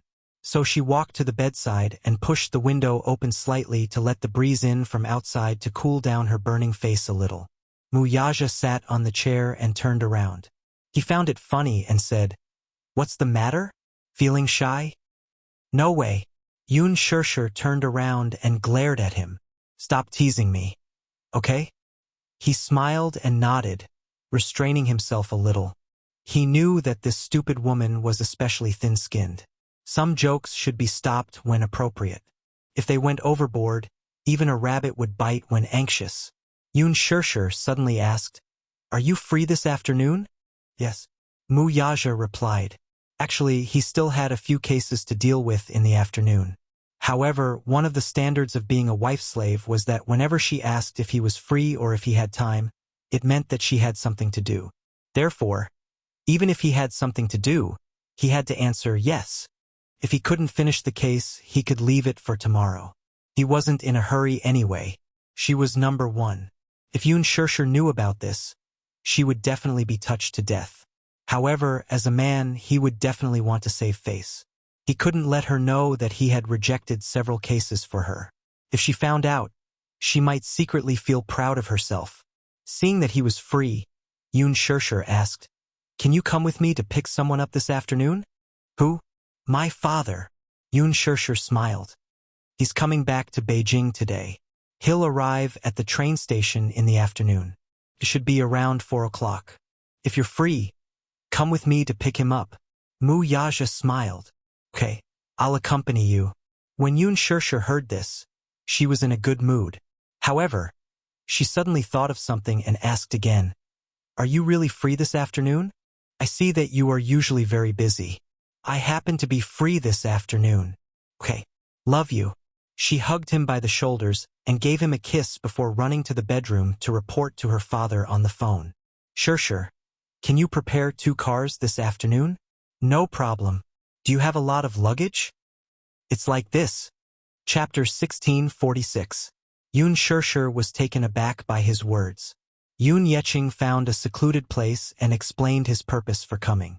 It turned out that Yoon Yeho had initially refused to go to the capital for no other reason than that he knew what his wife was up to. She wanted to make use of this opportunity to escape from this destitute place and, by basking in Yoon Yeching's limelight, secure a good job for her 2 daughters in the city. If she could find a decent job in the city, it would be a glorious thing. This job, however, was another matter altogether. She was mainly thinking that if she could find a wealthy husband for her 2 daughters in the city, then she wouldn't have to worry about the rest of her life. Furthermore, with Yoon Yeching in the city, she would not have to work so hard to serve him. She even planned to find a second love and marry another man in the city. After all, she was still young in her 40s. She could not let Yoon Yeho drag her down for the rest of her life. If she could marry another man, she would decisively kick away the crippled Yoon Yeho and live a happy life of her own. Women, after all, husband and wife were birds in the same forest, but they would fly away in the face of disaster. Moreover, there was a saying that went, "A fine bird chooses a tree to nest in." Yoon Yeho was crippled and had lost his ability to work. He would have to rely on others to take care of him for the rest of his life. She did not want to be a coolie, so she naturally had the idea of looking for a better job. How could he not see through her thoughts? After being married for so many years, he had long figured out what she was thinking. Moreover, he was now crippled, so his mind was very sensitive. When a person reached this stage, they would be able to see things and people clearly. It was especially so at this time that one could see through people's hearts. Therefore, he did not want to be a burden to Yoon Yeching, so he repeatedly emphasized that he would stay in his hometown and not go to the capital. Alas, no matter how his wife and daughters persuaded him, he would not waver. His wife was almost angered to death by him. In the end, it was Yoon Yeching who came to persuade him. He told him, "Brother, I'm bringing you to the capital so that I can take better care of you. It's been hard on you these past few decades. I'm the one who made you suffer. You don't have to worry about whether going to Shangjing will bring me any burden or trouble. This isn't something you should be worried about. Moreover, you're my younger brother. This is what I should do. Don't tell me you want me to leave you at home and watch you suffer. How can I, as your older brother, stand by and watch? I've seen everything you've done for the past few decades. When I was in my prime, you quietly took care of my old mother for me. When I was down and out, you secretly came to the capital and gave me your hard-earned money. And these past few decades, you've been fulfilling filial piety on my behalf. You've been responsible for so many years. You've been responsible for so many things that you shouldn't be responsible for. Now that you can't bear it anymore, it's time for me, your older brother, to take responsibility for you. Mother is no longer here, and you are one of the few things I care about in this world. Come with me to the capital and let me take good care of you. Now that life is better, and Shirshir is also working hard, I have nothing to worry about other than you." Chapter 1647. Aho, don't say such things. In any case, I've already made up my mind to bring you back to the capital. You don't have to throw a tantrum. Just listen to my arrangements. Yoon Yeho was touched by this, but he could not say anything about it. Now that Yoon Yeching was bringing Yoon Yeho to the capital, his troublesome wife and 2 daughters would, of course, follow suit. As a result, Xiang Yu and her 2 daughters had packed their bags and followed him excitedly to the capital to enjoy life. As mentioned earlier, when Yoon Yeho was young, he worked at a construction site and earned enough money to build a new house in his hometown. After building the new house, he married his wife and gave birth to a pair of daughters. What happened in the end? Although they were not rich at first, they still led a stable life. Man proposes, God disposes. Yoon Yeho got injured while working and became half-paralyzed. With his pillar of support collapsing, the burden of living naturally fell on his wife's shoulders. She had a seriously ill mother-in-law and a half-paralyzed husband at home. Logically speaking, if he got injured at the construction site, it would be considered a work injury and he should be compensated. Alas, the contractor ran away with the workers' hard-earned money and could not be found. Not to mention compensation, he did not even get a single cent of his salary.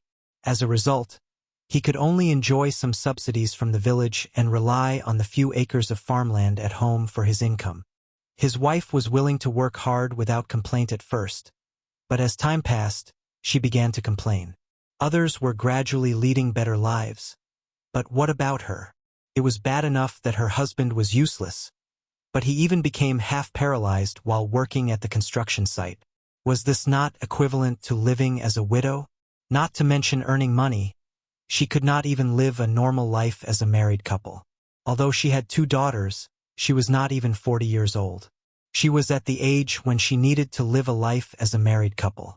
Now that she was half paralyzed, she was practically a widow. This was even better. During the day, she had to farm outside, and when she returned, she had to take care of a seriously ill mother-in-law. Yoon Yeho, who was bedridden, also needed to be taken care of. Gradually, her complaints increased. As a woman, she was also bullied outside. After all, the only man in the family had collapsed, so the villagers looked down on her and often made things difficult for her. At this time, one of her daughters failed to enter a university, so she sent her to work at the factory. As for the other, she was more promising and managed to enter a university. In the end, when she found the passbook at home, she found that the money in it had disappeared without a trace. With the passbook in hand, Seong-yu went to Yoon Yeho's sickbed and questioned him about the whereabouts of his money. Yoon Yeho's mind at first. Later on, Seong-yu threw a tantrum at home, smashing pots and bowls, which alarmed her 2 daughters. It was only then that Yoon Yeho stuttered and explained that when Yoon Yeching's family was in dire straits a year or 2 ago, he had secretly given him a sum of money to tide him over when he went to the capital to visit his relatives. How could his wife let it go when she heard that? She began to pester him to ask Yoon Yeching for the money back. Yoon Yeho refused. First, it was because he would lose face. The money had already been given out, so how could he ask for it back? Chapter 1648. She stomped her feet in anger. She cried, threw a tantrum, and threatened to hang herself. But her husband was adamant and did not care. In the end, her heart turned cold toward him. Honestly speaking, Yoon Yeho's handling of this matter was indeed not perfect.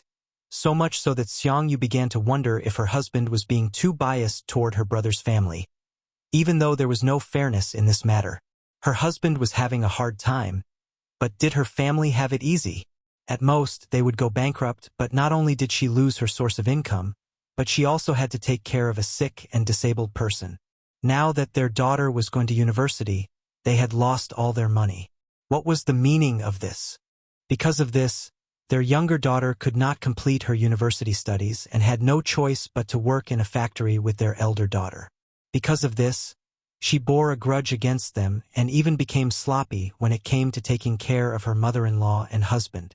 When Yoon Yeching found out about this when he went back to attend the funeral, he felt very apologetic and said that he wanted to compensate her with the money.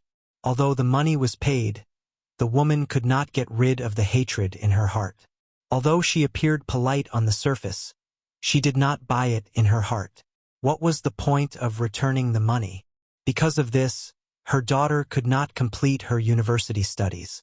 This became her lifelong regret. One must know that having a university student in the family was a respectable thing. It was all ruined because of her husband's family. There was one more thing that he did not know. Sometimes, when she returned home late, it was not because she had just returned from the fields. Instead, it was because she had an affair with a bachelor next door behind his back, and the other party gave her a few hundred yuan for it. Everyone in the village knew that she was having an affair behind Yoon Yeho's back, but he was kept in the dark. Hence, many people in the village secretly laughed at him. Everyone in the village laughed at Seong-yu for being a loose woman. Anyway, her reputation had been spread out. They all said that she was a woman who did not abide by the virtues of a wife. When Yoon Yeching returned to his hometown this time, he also heard some gossip. He was furious and had many opinions about this woman. However, in order to avoid agitating him, he suppressed the urge to bring it up. Still, he did not have a good impression of this woman. His wife was the one who had shamelessly suggested this trip to the capital. Hence, he decided to find her a place to rent out once they reached the capital. He couldn't let Seong-yu become Shirshir's burden. At 4 in the afternoon, Yoon Shirshir and Mu Yaja arrived at the station early in the morning. Each of them drove a Mercedes-Benz SUV. Mu Yaja especially called for bodyguards to clear the road to prevent paparazzi from taking photos. They were all public figures. Naturally, they had to be on guard when they appeared in public. When the car arrived at the station, Yoon Yeching gave her a call. Yoon Yeching was stunned to see Mu Yaja, who was dressed in casual wear, standing in front of him, looking tall and slender. He then looked at Yoon Shirshir with suspicion in his eyes. Shirshir, isn't this your university professor? Yoon Shirshir coughed and said, Dad, let's go home first. There are too many people here, so it's not convenient to talk. All right. Yoon Yeching nodded and then turned to the wheelchair-bound Yoon Yeho. Oh, this is Shirshir. Can you still recognize her when she grows up? Chapter 1649. Yoon Yeho stared at her for a long time before realization dawned on him. Oh, my, Shirshir. It's really you. I recognize you. He grabbed her hand and patted it as he lamented. Shirshir has grown up and is even prettier than when she was young. A girl changes 18 times between childhood and womanhood. Tears welled up in his eyes as he lamented. Seongyu and Yoon Yeho's daughters, who were standing behind them, had ugly looks on their faces. However, they quickly suppressed their feelings of discomfort. Inwardly, Seongyu thought, we're not his daughters, so why is he being so affectionate? Yoon Shirshir glanced at her mother and her two daughters behind her before walking up to them with a smile. This must be Auntie, right? Nice to meet you, Auntie. Seongyu smiled. Of course, she had to do it well. She said enthusiastically, Oh, Shirshir, it's you. Look. You've changed so much since you've grown up that Auntie couldn't recognize you. At the side, her eldest daughter, Yoon Qingmiao, suddenly asked, Sister Shirshir looks different from when she was young. I can't tell. Yoon Qingmiao was 3 years older than Yoon Shirshir and had met her once when she was young. Her other daughter, Yoon Qinli, said disapprovingly, Sis, how many years has it been since you last saw Shirshir? You must have forgotten how she looks like. Yoon Shirshir smiled and sweetly greeted, Sister Qingmiao, Sister Qinli. The two sisters went forward and shook hands with her. But for some reason, Yoon Qinli looked at her strangely. Yoon Qinli didn't really like her. After all, if not for Yoon Yeching's matter, she would not have failed to attend university and become a laughingstock. Muyaja walked forward, but when he appeared in front of the sisters, he instantly attracted the attention of the mother-daughter trio. He was too dazzling. Even though he was wearing sunglasses and a low-key casual outfit, standing silently beside Yoon Shirshir, it was hard to ignore his powerful aura. His presence was too strong. Yoon Qinli had only noticed Yoon Shirshir at first, but Yoon Qingmiao, on the other hand, had been sneaking glances at him from the start. Oh God! This man is so handsome.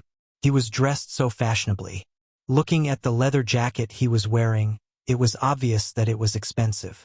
Everything he was wearing was branded, right? This man must be very rich or has a good family background, right? Could it be Yoon Shirshir's boyfriend? Seongyu also noticed him. She tugged on Yoon Shirshir's sleeve and secretly asked, This? Yoon Shirshir was once again put in a difficult position. At the side, Muyaja said expressionlessly, Hello, Auntie. I am Shirshir's husband.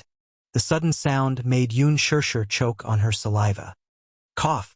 She snapped back to reality and glared at him unhappily. This man.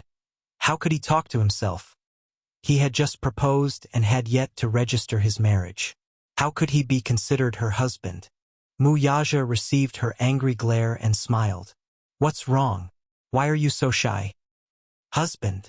Everyone exclaimed in unison in shock, but they all cast their gazes on them in disbelief. No one was more surprised than Yoon Yeching.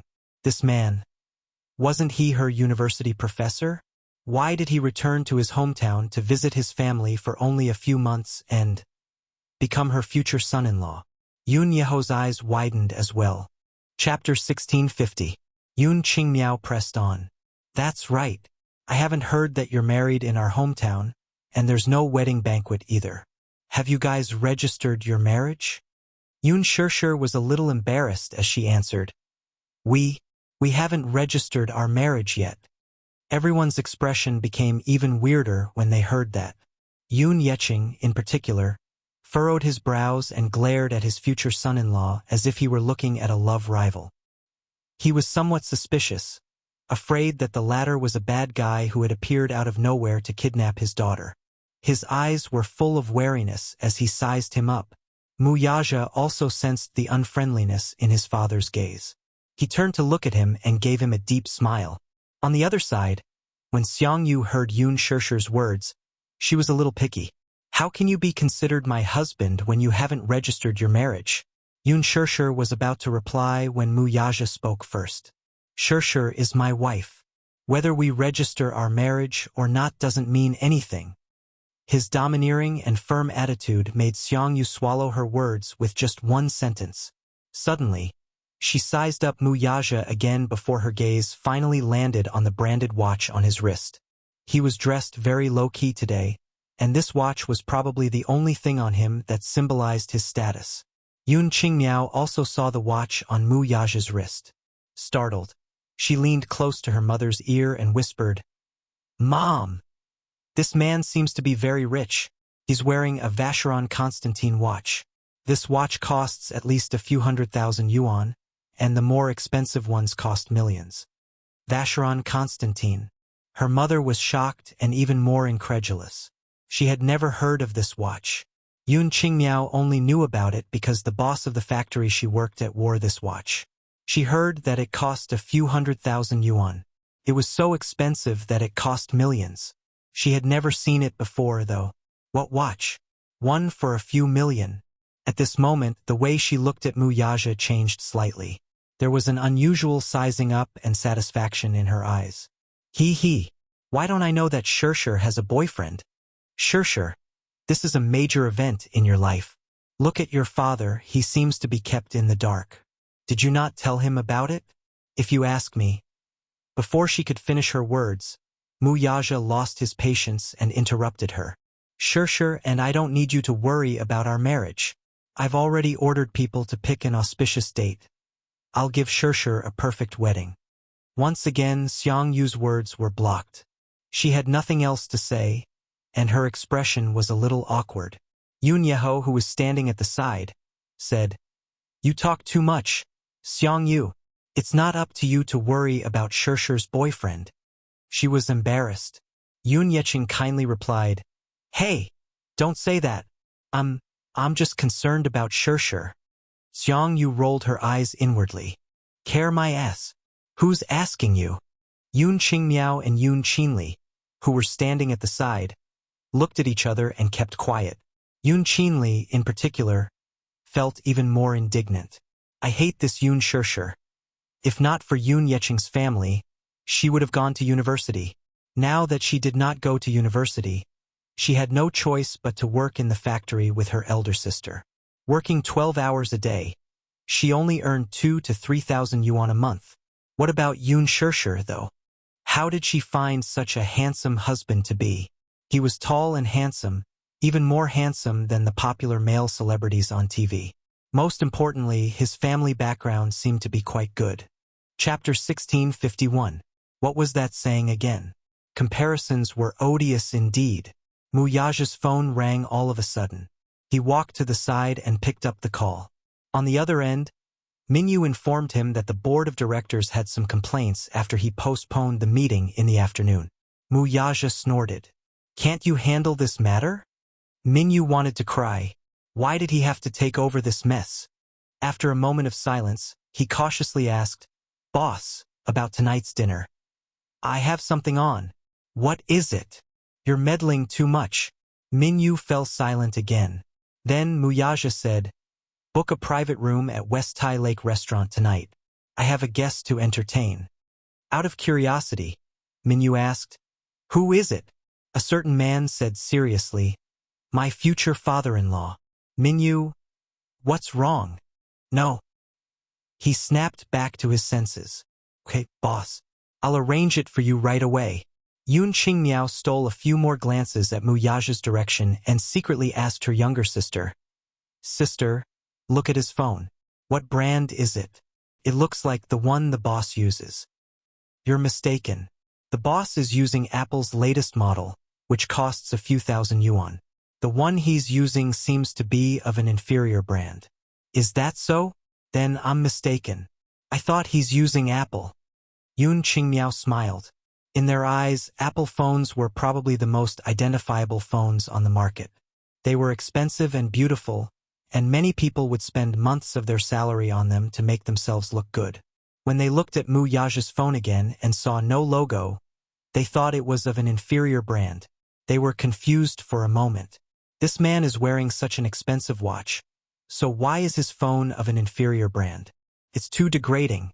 If Mu Yaja heard this, however, he would burst out laughing. This phone was a global limited edition custom-made by a technology company for high-end customers. Therefore, there was no logo on it, making it luxurious yet low-key. Yoon Yeching suddenly pulled Yoon Shirshir aside and asked in a hushed voice, "Shirshir, is what he said true?" "What? He's your boyfriend?" Her father was perplexed. "Didn't you tell Dad that he's your university professor? How did he become your boyfriend when Dad wasn't around? When did this happen?" In fact, he was well aware of the man's identity. Yoon Shirshir had lied to him and said that he was a university professor. However, he had seen this man standing next to Yu at the hospital that time. Their facial features were so similar. How could she lie to him? Hence, he guessed that this man was from the Mu family. But the Mu family in the capital, however, he was from a wealthy family with such a high threshold. He was afraid that Shirshir would be wronged if she were to be with this man. "Dad." Yoon Shirshir did not know what he was worried about. She hugged his arm coquettishly. "I'll explain this to you when we get back. Okay?" Yoon Yeching's expression softened as he nodded. "All right, you're not young anymore, so it's understandable for you to find a partner. However, you must keep your eyes open when you're looking for a partner. If you're going to spend the rest of your life together, you must find someone you like and suitable." Okay, I'll follow your teachings," Yoon Shirshir said mischievously. Chapter 1652. Mu Yaja walked up to him and said, "Uncle, Shirshir and I have prepared a welcome banquet for your return to the capital. It's getting late. Let's go." There's no need to go through so much trouble." Yoon Yeching politely declined. Mu Yaja smiled, but his tone was as domineering as ever. "I'm all prepared. If you don't go, I'm afraid you'll be letting Shirshir down." Yoon Shirshir chimed in, "That's right, Dad. Uncle and Auntie will be here this time, along with my 2 sisters, so we must treat them well. Dad, just go." Yoon Yeching could not persuade her otherwise. Thus, Mu Yaja and Yoon Shirshir took his luggage and walked toward the car parked at the entrance. Yoon Qingmiao had just reached the entrance when she saw 2 Mercedes-Benz cars parked there. One was a black Mercedes-Benz AMG, while the other was a white Mercedes-Benz AMG. Yoon Qingmiao did not understand cars, but she could recognize the logo. Just the Mercedes-Benz logo alone was enough to shock her, and there were 2 of them. This time, she was certain that Yoon Shirshir's boyfriend was not simple. Jealousy grew in her heart. Yoon Shirshir busied herself with putting their luggage into the car. Yoon Yeching was trying to think of a way to carry his brother into the car when Mu Yaja stopped him. He bent over and, with a little force, easily carried his brother into the back seat of the car. This hormonal action made Yoon Qingmiao and Yoon Qinli blush and their hearts beat faster. Yoon Shirshir put the luggage in place, closed the trunk, and walked to the 2 sisters with a smile. "Sister Qingmiao, Sister Qinli, get in the car." Yoon Qingmiao frowned, feeling a little uncomfortable. She did not know why, but standing in front of Yoon Shirshir, she felt ashamed of her inferiority.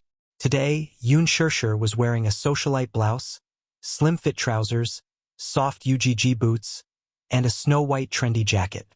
She looked pure and charming. Just like her name, she was gentle and elegant. One look and one could tell that she was a lady from a prestigious family. She exuded an aristocratic aura from head to toe, which made Yoon Shirshir feel inexplicably inferior. She lowered her head and looked at herself. Her clothes had been washed until they were white, and her shoes were so worn that they could not be seen. Her hair was disheveled from the long train ride, and her skin was tanned and rough due to long-term exposure to the sun. There was an indescribable sadness and envy. Earlier, when Yoon Shirshir addressed her as Sister Qingmiao, it made her feel uncomfortable. Yoon Shirshir, that name, poetic and artistic. She then looked at her name Yun Qingmiao, which was uncouth and unpleasant to the ears. Why was the name Yun Yeho gave her so uncouth? When Yun Shirshir saw her expression, she frowned suspiciously. What's wrong? Don't call me by my name. Why?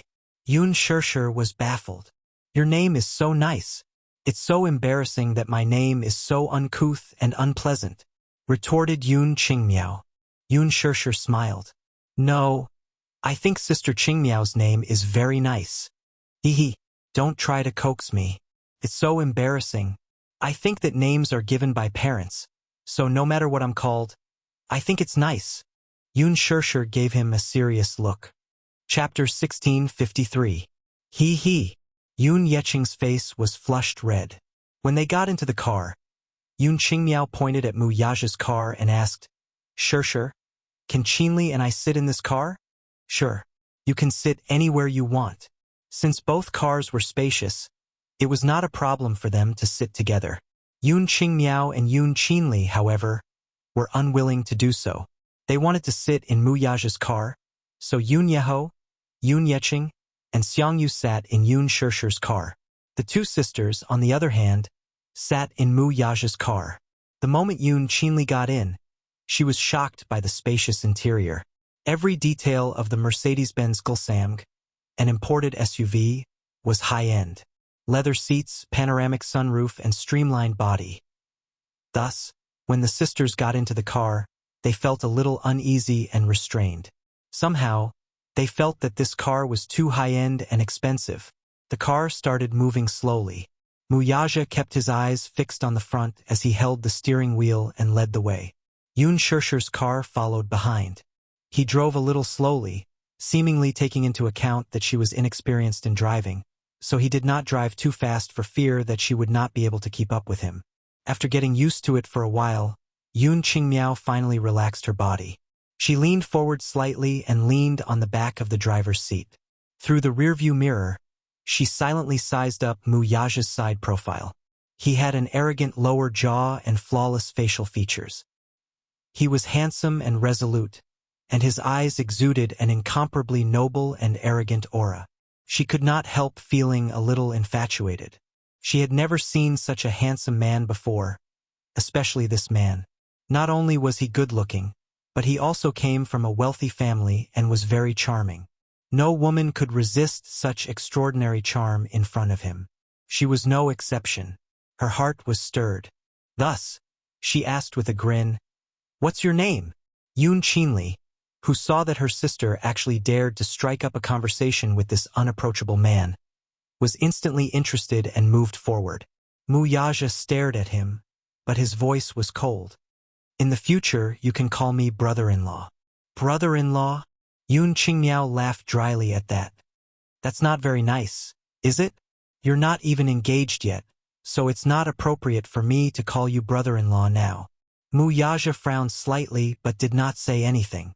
"Tell me your name." "I don't even know your name." Yun Qinli also chimed in. "That's right." Mu Yaja suddenly said, "Pay attention to your seats." Yun Qingmiao and Yun Qinli exchanged glances before turning to look at their seats curiously, not understanding what he meant. "Ah, what do you mean?" "I don't understand." Mu Yaja said. "Seat belt." Yun Qingmiao grabbed the seatbelt, but she was still confused. "What's wrong with the seatbelt?" "Fasten it." Yun Qingmiao did not know whether to laugh or cry. "Why are you fastening the seatbelt?" Mu Yaja raised a brow impatiently and then turned the steering wheel abruptly, making a sharp turn. Caught off guard, the two sisters bumped into each other and nearly fell out of their seats. When the car returned to normal, the two sisters raised their heads in embarrassment and quickly fastened their seatbelts, not daring to say another word. This way, even if Yun Qingmiao wanted to talk to him, she could not do so due to the seatbelt. He did not like women other than Yun Shirshir to be so close to him. Chapter 1654. The car continued its journey. Yun Qingmiao and Yun Qinli whispered, "Shirshir's boyfriend doesn't seem to be easy to get along with." "Humph, that can't be, right? I saw him standing beside Shirshir just now, and his gaze was very gentle. Why is it that now?" Look at him. Yoon Chinli gestured at the man in the rearview mirror. He was looking straight ahead with an aloof expression and some lingering fear. Along the way, Wuxia did not speak or respond to them. Even when the two tried to strike up a conversation, he did not respond. He gives off an unapproachable feeling. Yoon Chinli suddenly whispered, I think he must be a henpecked husband. A typical henpecked husband who only listens to his wife. Look at him. He's cold and indifferent when other women talk to him. It's obvious that he doesn't want to talk to us. Is that so? Yoon Qingmiao clicked her tongue in a sarcastic manner. Shoo! Yoon Chinli pinched her in trepidation. Can you keep your voice down? Oh, it's fine. Yoon Qingmiao continued to size him up through the rearview mirror in a daze after saying that. All of a sudden, she muttered indignantly, Sigh! Comparisons are odious. Why didn't I meet such a good man? Why does she have to encounter so many good things? If I had such a boyfriend, I'd be overjoyed. Yoon Chinli said unhappily, I really don't know what kind of fate she has. I don't think she's that good. She doesn't deserve this man. Really, maybe he's just playing with her and it won't work out in the end. She lowered her voice, thinking that Wuxia could not hear her. Unexpectedly, Wuxia's hearing was so amazing that he heard their whispers loud and clear. Impatient, he reached out to change the air conditioner's gear and blew the cold air into the back seat. He was cold-resistant, and since he had turned off the air conditioner vent in the driver's seat, he could not feel the cold air. The back seat was not so comfortable, though. Cold air was coming out of the room, blowing. Yoon Qingmiao and Yoon Chinli only realized later that the car was a little cold. They hugged their bodies and shivered. It's so cold. Why is it so cold in the car? She asked gloomily. Yoon Chinli also knew that she was shivering. She said with a strange expression, That's strange. Why did the car suddenly become cold? After a pause, she discussed with Wuxia, Why don't we turn on the heater? It's too cold. However, Wuxia said, The heater is broken. Yoon Chinli, How could it be broken? Oh my God. Thus, Yoon Qingmiao and Yoon Chinli kept blowing cold air all the way. Minyu had arranged for him to stay at Wenbi Villa Hotel. When they got out of the car at the hotel, Yoon Qingmiao and Yoon Chinli were hugging each other's shoulders. They were clearly freezing. After a certain two-faced man got out of the car, he swept them a glance before gracefully slamming the car door and walking toward Yoon Shusher's car. Yoon Qingmiao and Yoon Chinli looked at his back view. They opened their mouths, wanting to say something, but hesitated. Xiangyu walked up to them and touched Yoon Qingmiao's hand, which was cold to the touch, which gave her a shock. Why are your hands so cold? Yoon Qingmiao said aggrievedly. The heater in the car is broken, and we've been freezing the whole way. Shielding her daughter, Xiangyu said angrily, What lousy car is this? How can the heater be broken? Chapter 1655. Yoon Chinli was a little puzzled. Earlier, she seemed to have seen the air conditioning on the dashboard display. Did he turn it on purpose? She had her suspicions. Wuxia had originally booked the Westlake Thai restaurant, which was located in the One by Villa Hotel. It was considered a high-end restaurant. Although it could only be considered high-end, the dishes in the restaurant were sumptuous and delicious. After stabilizing the car, Yoon Shusher helped Yoon Yeching out of the car. As for Yoon Yeho, he was naturally carried out of the car by Wuxia, who then pushed his wheelchair into the hotel. At first, Yoon Yeho was a little restless and politely declined the offer. From their first meeting, he could tell that this man was of noble status. He was either rich or powerful, so he felt somewhat flattered to have him push his wheelchair. Wuxia, however, simply said, You're not in good health, so just sit still. You don't have to worry about anything else. Hearing this, Yoon Yeho did not say anything else. His flushed face showed that he was in a good mood. Yoon Shusher snickered when she saw this. This fellow is quite good at doing things. Inside the hotel, the restaurant manager naturally did not dare to delay the arrival of a distinguished guest. He led the waiters to line up at the entrance to welcome him. The lobby manager could not hide his joy and excitement when he saw Wuxia. He immediately went up to him and was about to greet him when Mu Yaja stopped him in time. "Don't make a fuss. I'm just here for a meal." In other words, he hoped that the man would keep a low profile and not address him as Chairman Mu, lest he was bluffing. The lobby manager kept quiet when he heard this. Naturally, he understood the underlying meaning of his words and nodded with a smile. "Chairman Mu, the private room is ready for you. This way, please."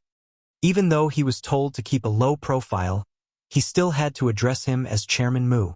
Otherwise, it would be breaking the rules. He gave the waiter beside him a look, and the latter immediately stepped forward to help Mu Yaja push the wheelchair into the elevator. The elevator in the hotel was not big, so when Yun Shirshir stepped inside, it was already overloaded. Seeing this, Yun Qingmiao giggled. "Shirshir, why don't you walk up? It's only the 5th floor anyway." Yun Shirshir nodded. "All right, then I'll walk up. You guys enter the private room first."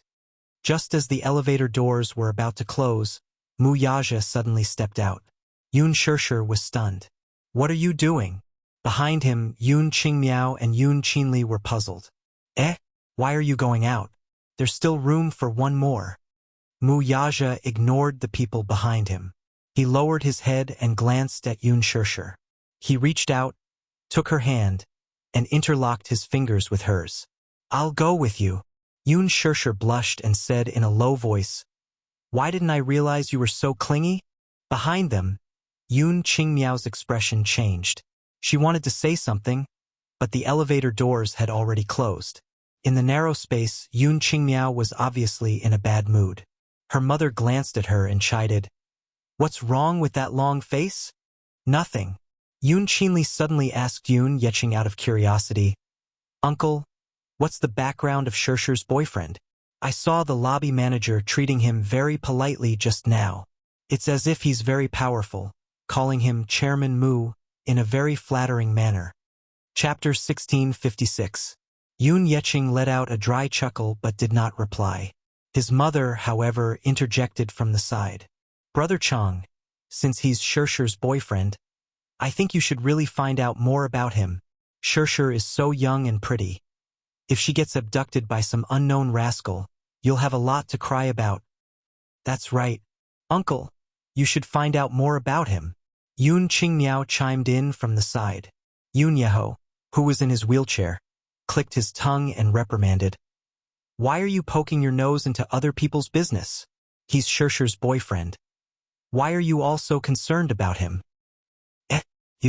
Yun Yeho, what's wrong with you today?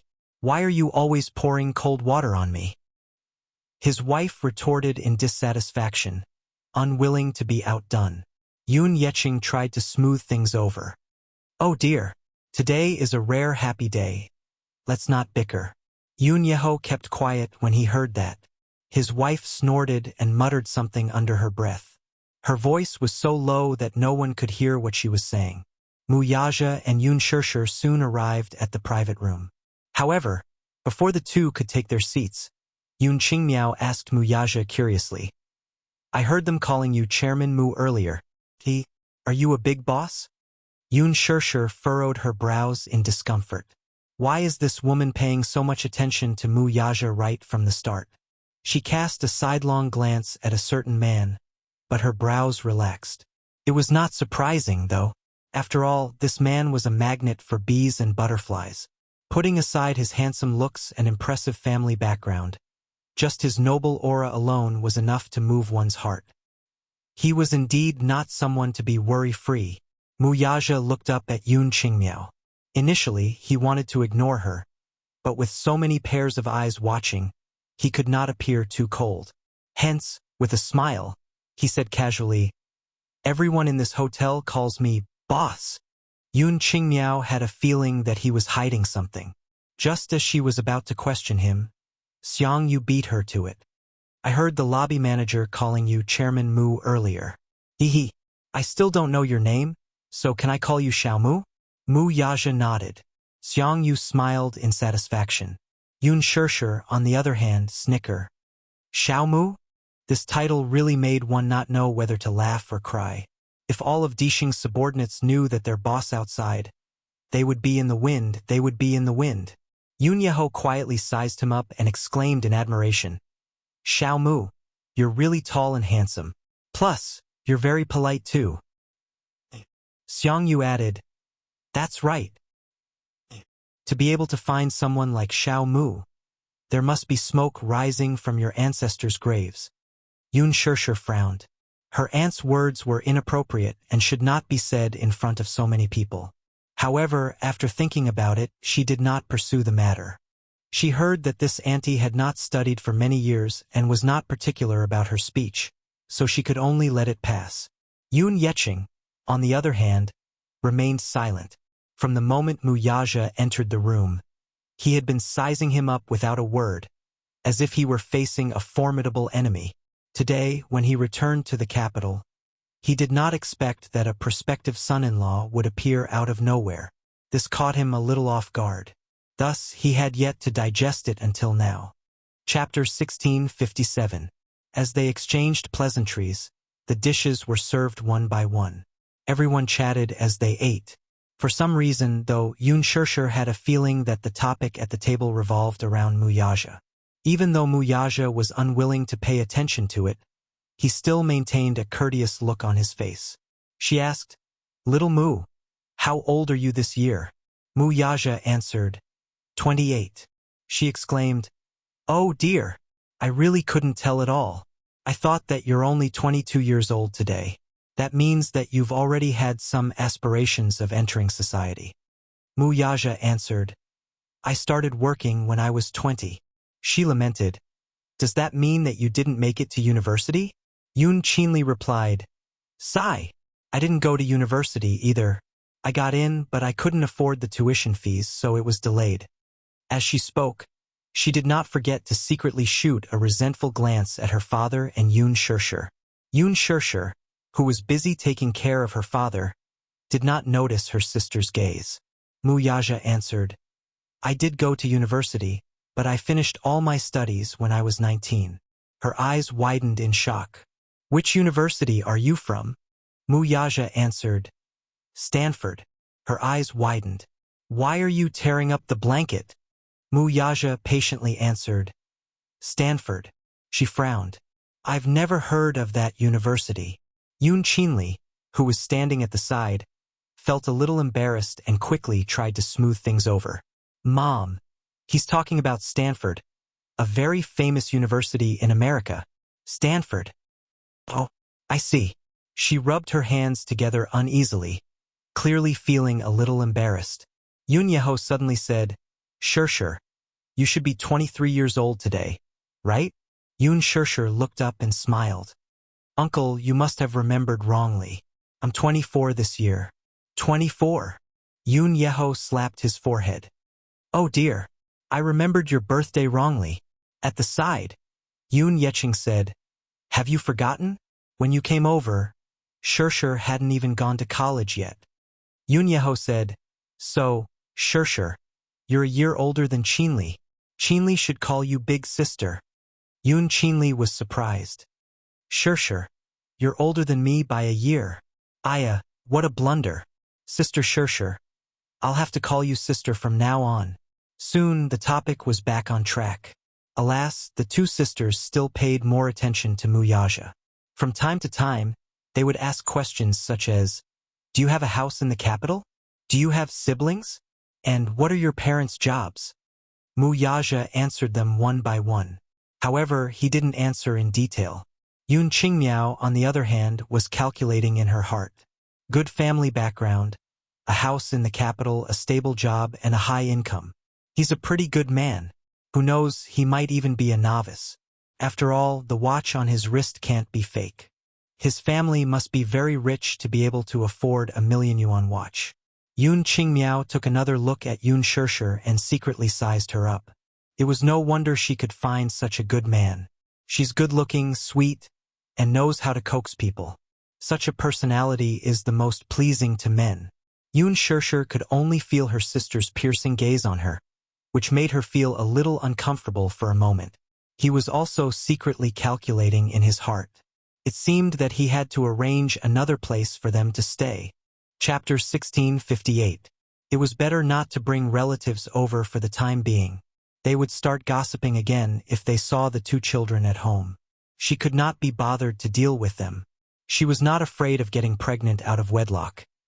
Rather, she was afraid that this auntie and her two sisters would say something hurtful in front of the children. Even if it was unintentional, she would not allow it. Hence, after dinner, Yoon Shirshir decided to arrange for them to stay in a hotel for a few nights. She would make proper arrangements for them once she found another place to stay. Driving to the hotel, she arranged 2 rooms for her mother, Yoon Qingmiao and Yoon Shirshir. The latter asked curiously, why are we staying in a hotel? Hee. Mom, the housing prices in the capital are so expensive. Sister Shirshir's house is small and can't accommodate so many people. So she arranged for us to stay in a hotel first, said Yoon Qinli.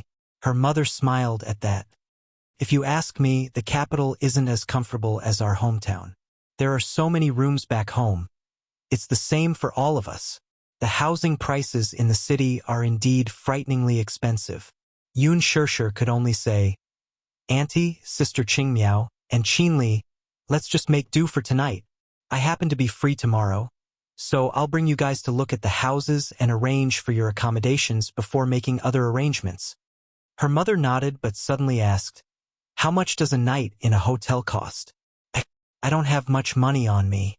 She had a bank book with her, and it contained tens of thousands of yuan that her father had returned to her. She could not bear to spend it, so she deliberately said that. Yoon Shirshir said politely, I've already paid for your rooms, so you guys can stay here without worries. Okay. After leading them to their respective rooms, Yoon Shirshir was finally able to leave. She then drove the 2 back to Shanti Walk. Along the way, Yoon Yeho dozed off in the back seat. He was indeed tired from the long journey. Yoon Yeching, on the other hand, was not sleepy. Taking advantage of his brother's nap, he sat in the front passenger seat and suddenly turned to ask, Shirshir, how far have you gone with him? Dad, what do you mean by that? Have you slept with him? Yoon Yeching paused for a moment before asking bluntly, Did you sleep together? Yoon Shirshir blushed. After a moment of silence, she nodded awkwardly. Yoon Yeching's face turned ashen when he heard that, but he could not bear to reprimand her. Instead, he sternly said, Shirshir, it's not that Dad wants to chide you. You're too muddle-headed. You haven't gotten married, and you haven't even gotten your marriage certificate. It's not right for you to be living together. Dad. It's not that Dad doesn't know some things. He's just pretending not to know. I know very well who that man is. Yoon Yeching suddenly said in a deep voice, his eyes full of meaning. Yoon Shirshir looked at him. Dad, what do you mean? Yoon Yeching did not intend to hide it from her and went straight to the point. He's Yu Yu's biological father, isn't he? How did you know? Yoon Shirshir turned pale with fright. Yoon Yeching did not know whether to laugh or cry as he asked, Do you really think that Dad's eyesight is bad because of his old age? Who would believe that he's not Yu Yu's father when he's standing next to him? Yoon Shirshir was speechless. How could she have neglected this point? In fact, Mu Yaja and Yu Yu did resemble each other. But, sigh. Chapter 1659. Shirshir, you're not young anymore. There are some things that I shouldn't say to you anymore. You should know better. If you two have already registered your marriage, I won't interfere with your marriage. Who knows if he's sincere to you, though? In today's society, a man's heart is like a needle at the bottom of the ocean. You may think that he's sincere to you, but it's hard to tell. Who knows if he'll be the one you'll end up spending the rest of your life with? Her father's words were well-intentioned and persuasive, but each of them was like a gem. Yoon Shirshir bit her lower lip as she stared ahead with her hands on the steering wheel. It was not unreasonable for him to say that. She could empathize with his concerns. As a father, it was understandable for him to be worried that his daughter would be cheated by an outsider. It was just that he did not know Mu Yaja well, so it was understandable for him to have such worries. He said, After registering your marriage, I won't be able to control what happens between the two of you. However, before you register your marriage, you have to be mindful of your chastity, so you're not allowed to live with him until then. Do you understand? Yun Shirshir nodded her head. Also, I have a question that I want to ask you personally. Answer me honestly. Yun Shirshir replied, Go ahead, Dad. Do you really like that man? Or is it because you've given birth to his child that you're willing to make do with him? If it were the latter, he might not agree to it. A marriage made for the sake of a child would not be a happy one. He wanted her to be happy and healthy. That was enough for him. He did not ask for riches or fame. All he wanted was for her to be able to choose the man she loved and spend the rest of her life in bliss. At the traffic light junction, she stepped on the brakes and turned to look at him seriously before nodding her head solemnly. The car stopped in the garage. As Mu Yaja walked over, he could feel Yun Yeching's vigilant gaze on his back, which was like a prick. He turned to look at Yun Yeching, only to see the latter regain his composure in an instant. Mu Yaja didn't think too much about it and carried Yun Yeho to the wheelchair. At the side, Yun Yeching reminded her repeatedly, Be careful. Mu Yaja said, Don't worry, I can handle it. Yun Yeching nodded, but his mind seemed to be elsewhere. When they entered the house, Yu Yu and Xiao Yichen heard the commotion and rushed to the door enthusiastically, only to be stunned when they saw Yun Yeching and Yun Yeho, whom they had never met before. Grandfather, who is this? Yu Yu asked in surprise. Yun Yeching was equally surprised to see another tall child standing beside Yu Yu. This child looked similar to Yu Yu. He stared blankly for a moment before he suddenly reacted. Back when Shirshir was a surrogate mother for the Muse, she was pregnant with twins. However, 7 years ago, Yu Yu stopped breathing when she was born. The Muse came and took away the other child, leaving behind the missing Yu Yu. This child was probably the other healthy child. Xiao Yichen looked at Yu Yu, then at Yun Yeching, and finally at Yun Yeho in the wheelchair. Chapter 1660. Xiao Yichen was also quick-witted and had a sweet tongue. Hence, he followed Yu Yu and enthusiastically called him Grandpa. This greeting almost melted Yun Yeching's heart. He squatted down in front of him and hugged him. Little guy, what's your name? Xiao Yichen was not at all afraid of strangers. His lips curled into a confident smile. My name is Mu Yichen. Grandpa, you can call me Xiao Yichen. Xiao Yichen, you're so obedient. So obedient. Yun Yeching lovingly caressed his tender face, but his heart was filled with emotions. 7 years ago, he had brushed shoulders with this child.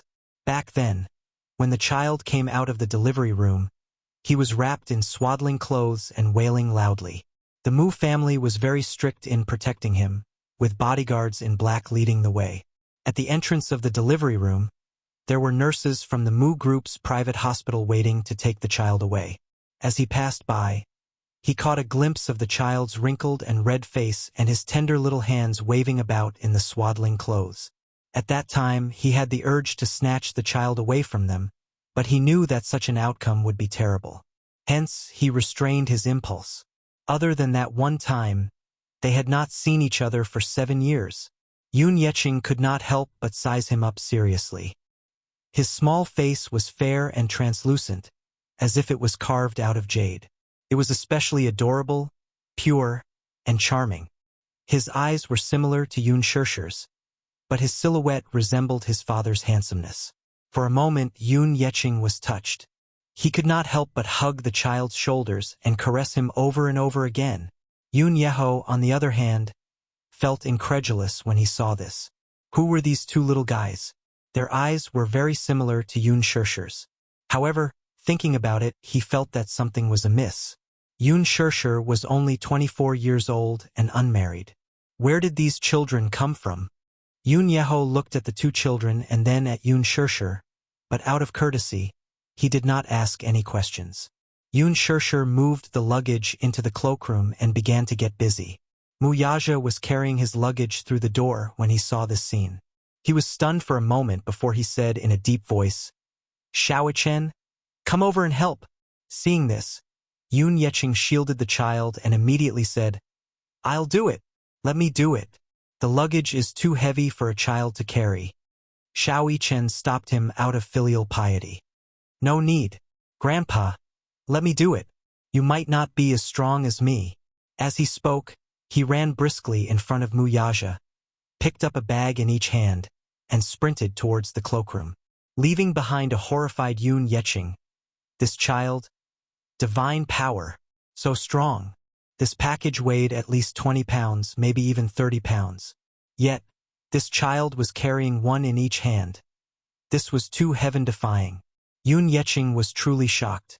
Muyaja looked at Yu again. The latter's expression froze before he pretended to hold his stomach and said, "Daddy, my stomach hurts?" With that, he pretended to hold his stomach and went to his room to slack off. Muyaja, this rascal, can't he find a decent excuse to slack off? After the luggage was settled, Yun Yeqing pushed Yun Yeho into the room. As soon as they entered the room, Yun Yeho hurriedly asked about the two children. Chapter 1661. Yun Yeqing did not hide anything from him and recounted in detail how, 7 years ago, the Yun family was facing bankruptcy and was burdened with debt. She had done such a foolish thing for the sake of the Yun family. Yun Yeho was so touched that he could not speak a word. He did not expect Yun Shishir to do so much for the Yun family, though, in his heart, he had a very good impression of this child. On the other side, Muyaja was about to go to bed when Yun Shishir stopped him at the door and said, "You can't stay here tonight." "What's wrong?" Muyaja narrowed his eyes dangerously. "Are you chasing me away?" Yun Shishir blushed and explained, "I don't mean to chase you away. Don't misunderstand." "Then what do you mean by not staying here tonight?" Muyaja sized her up and asked in a deep voice, "Woman, are you thinking of rebelling?" Yun Shishir lowered her head and hesitated for a while before she stammered. "My dad just said, we haven't registered our marriage yet, so it's not official yet. So, it's inevitable that people will gossip about us if we stay together before we get married. Why don't you go back first?" Muyaja snorted, but his tone revealed his dissatisfaction and domineering. "Who dares to gossip about you? Whoever dares to gossip can come forward and try." Yun Shishir glared at him. All right. It's late now. You should go back and rest early. I'll wash up and get ready to rest, too." Muyaja furrowed his brows, his eyes showing his displeasure. "This is my house." He added, "I've already proposed." Could it be that this was not official enough? Yun Shishir explained, "But a proposal doesn't mean marriage. We haven't registered our marriage yet, so we're not husband and wife. It's fine if my dad isn't around.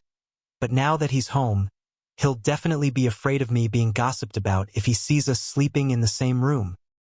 He's old, so his thinking must be a little old-fashioned, but it's for our own good." "Muyaja?" He held onto the door frame to block the door and questioned her. "It's so late now. Where do you want me to stay?" That's true. Although he had a lot of properties under his name, he had been living here most of the time. He rarely returned to the Mu family. Mu Sheng's health was not good, so he would visit him occasionally, but he rarely stayed at home. The other houses were cold and cheerless. There was no hot water or electricity, let alone a change of clothes. She actually wanted to chase him away. She pointed to the ceiling all of a sudden. "Why don't you go to the second floor tonight?" Muyaja's brows sank as he spat out a few words through gritted teeth. "Yun Shishir. I don't care." With that, she gave him a shove and locked the door with a bang. She D***MN. It looked like this silly woman was really determined to keep him at the door. Muyaja's face was filled with displeasure when the two little lads mocked him from behind. "Yu, oh daddy, so pitiful. Shaoi Chen, so pitiful." The man's face turned green. He turned around abruptly and saw Yu and Shaoi Chen standing together in the corridor. They had the tacit understanding to cover their mouths with their hands and secretly mock him. "Yu, tisk, tsk. It's so pitiful no matter how I look at it." Chapter 1662. "Yu, poor daddy, you're exiled just like that." Shaoi Chen, exiled just like that. Yu, how does it feel to be exiled to the borders? Shaoi Chen, how does it feel? Yu, does it feel sad and wronged? Shaoi Chen, does it feel wronged? You, he, serves you right. Shaoi Chen, he, serves you right. The two little rascals sang the same tune and mocked him mercilessly. Mu Yaja's face fell instantly. Are you tired of living? Mu Yaja clenched his fists, making a few strange sounds. Or are you saying that you're so capable that you dare to make sarcastic remarks about Daddy? Shaoi Chen was afraid of his expression and gulped nervously. He recalled the suffering he had suffered at the hands of Mu Yaja in the past. Thus, he admitted defeat and hid behind Yu in fear. However, Yu didn't fall for this trick. She wasn't afraid of his threats and wasn't afraid of his expression at all. Since she had her mommy's support, she put her hands on her hips and looked at him smugly. Daddy, it's very tasteless of you to threaten two 7-year-old children. Mu Yaja. This sharp-tongued little rascal was unmoved by force or persuasion. He narrowed his eyes and said, Go back to your room and sleep. Daddy, why are you so fierce? Yu covered her mouth and snickered. She said mercilessly, Hey, look, I was being kind and wanted to say that if you don't know how to make a blanket, I could be kind and help you make a blanket. But you're so fierce. I'm not going to help you. After she finished speaking, Yu held Shaoi Chen's hand and swaggered back to their room. She closed the door with a bang. Mu Yaja clenched his fists. This kid. His ability to hit someone when they are down was not small. There was a master bedroom on the second floor. However, there was no blanket, only a mattress. Mu Yaja had no choice but to fend for himself. He rummaged through the cabinets and took out sheets, blankets, and a set of silk quilts. After tidying them up, he went to the bathroom, took a hot bath, and went to sleep. There's a phrase called sleepless nights. These words were vividly reflected. Throughout the night, a certain man tossed and turned, but still could not fall asleep. In the dark room, the man opened his eyes that were as cold as the moon and stared at the ceiling, but he felt inexplicably irritated. Perhaps it was because he was used to having her by his side during the long nights. Without her by his side, it was easy for him to lose sleep. During the 2 weeks that she was on set, whenever he couldn't sleep, he would get up, smoke a few cigarettes, read a few emails, and go through a few reports. He would only feel sleepy when he lay in bed at dawn. And last night, with her by his side, he slept exceptionally peacefully. Then what about her? Would she get used to not having him by her side? Or would she fall asleep peacefully as usual? He stretched out his arms a little dejectedly, propped himself up, and laid on his side. Yoon Shershir's hazy, sleeping face seemed to be reflected in his eyes. He couldn't help but reach out to touch it, but it instantly disappeared into thin air.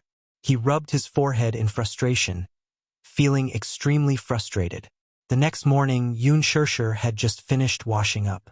When she walked out of the bedroom, she saw Mu Yaja sitting in the living room, smoking a cigarette and flipping through the newspaper. He leaned against the sofa lazily.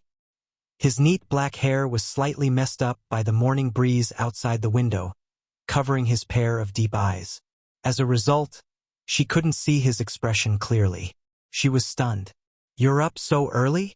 When Mu Yaja heard her, he raised his head, put down the newspaper, and walked towards her. Chapter 1663. His first sentence was filled with an unquestionable power. Yoon Shershir had just woken up, but faced with his words, she was a little confused. In a daze, she replied instinctively, In the drawer of the TV cabinet in the bedroom. Why? Mu Yaja walked around her and went straight into the room. Yoon Shershir was even more confused as she followed him into the room. However, she saw Mu Yaja squatting in front of the TV cabinet, pulling open the drawer and rummaging through the cabinets. Finally, he found her household register among a stack of documents. What do you want to do with my household register? Yoon Shershir furrowed her brows as she stared at his cold and deep face. She was a little guarded, but after racking her brains, she still couldn't figure out what he was trying to do. Mu Yaja ignored her words and flipped open the household register until he reached her page. Then, he grabbed the household register in his hands and suddenly stood up. He was so tall and straight that it made the room seem small and narrow in an instant. Yoon Shershir saw him holding the household register tightly and was even more puzzled. She couldn't figure out what he was trying to do so mysteriously early in the morning. However, she saw him walk in front of her and get close to her. He lowered his head and asked, "Where is your identity card?" "It's in my wallet." Yoon Shirshir didn't understand, but she still answered obediently. "Where is your wallet?" Yoon Shirshir blinked. In the glove compartment of the car." Wuxia suddenly grabbed her and walked out of the door in big strides. Yoon Shirshir struggled for a while and asked with furrowed brows, "Wuxia, you're being so mysterious early in the morning. I can't figure out what you're trying to do." "Follow me." Yoon Shirshir was stunned and asked in confusion, "Follow you where?" He turned his head abruptly and stared into her eyes as he enunciated each word clearly. "I propose to you, HM?" Yoon Shirshir nodded her head belatedly. "Yeah. You promised me." "And?" Wuxia said again, but his handsome eyes flashed with a touch of light. Yoon Shirshir pursed her lips, but there was a hint of shyness on her face. She didn't know whether to laugh or cry as she said, "Why are you asking this? I don't understand the meaning behind your words." "Answer me first." Wuxia paused. His tone was so strong that no one dared to defy him. "You promised me." Yes. Yoon Shirshir was stunned. She felt that the man standing in front of her seemed to be possessed early in the morning. When she woke up, she saw him sitting on the sofa, flipping through the newspaper. She saw that he looked a little tired, but she couldn't figure out when he had slept last night. Hearing this, Wuxia suddenly gave a deep smile and raised his brow elegantly, forming a beautiful crease between his brows. "Then follow me." With that said, he held her hand and was about to walk out of the door. His strides were extremely long, and he walked with his head held high, as if he couldn't wait to do something. Yoon Shirshir found it difficult to keep up with him. She stumbled and staggered a few steps. She said in annoyance, "What exactly is it?" "To the Civil Affairs Bureau." These 4 short words made Yoon Shirshir completely confused. What? Civil Affairs Bureau? Perhaps his decision came too suddenly, so she was stunned for a long time. Suddenly, she asked a question very foolishly. "Why are we going to the Civil Affairs Bureau?" Chapter 1664. Her question was simply too silly. Wuxia lost his cool at once. With a playful look in his eyes, he could not help but ask, "Register our marriage." What else could they do at the Civil Affairs Bureau? Yoon Shirshir gaped in shock. This was such a sudden decision that she was completely unprepared. Hence, when Wuxia said the words "register our marriage," she was left with nothing but shock and confusion. She wasn't ready yet. It was so sudden. She was completely unprepared for it. "What's wrong?" Wuxia saw her hesitant look and narrowed his handsome eyes slightly in displeasure. "You're not willing?" Yoon Shirshir immediately replied, "No, I'm not unwilling." "Then why do you have such an expression?" Yoon Shirshir answered truthfully, "I'm not ready." She suddenly thought of something and asked quizzically, "Have you checked the almanac?" "The almanac?" Wuxia raised a brow. Yoon Shirshir smiled. "You might not know common sense. Although we're only registering our marriage and not holding an official wedding, we still have to check the almanac to register our marriage. If it says that today isn't a good day to get married, then it means that it's not a good day to register our marriage." Wuxia, however, curled his lips. "I've already checked it." Yoon Shirshir was even more dumbfounded. "Ah? He knows how to check the almanac?" Yoon Shirshir suddenly looked at the newspaper on the low table in the living room and suddenly realized why he was sitting on the sofa and flipping through the newspaper early in the morning. So this man had already prepared everything?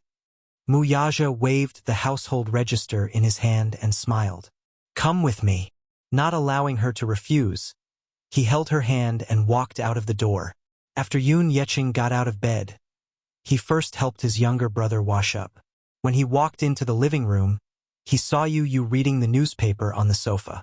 His head was bent as he flipped through the pages, but when he reached the corner of a page, his lips suddenly curled into a smile. Yoon Yeching asked, Yu, is your mommy awake yet?" Yu lowered her head and flipped through the newspaper. Then, she looked up and smiled brightly. "It's time to go out," he asked curiously. "Eh? Where did you go?" Yu thought for a moment and smiled. He probably went to the Civil Affairs Bureau.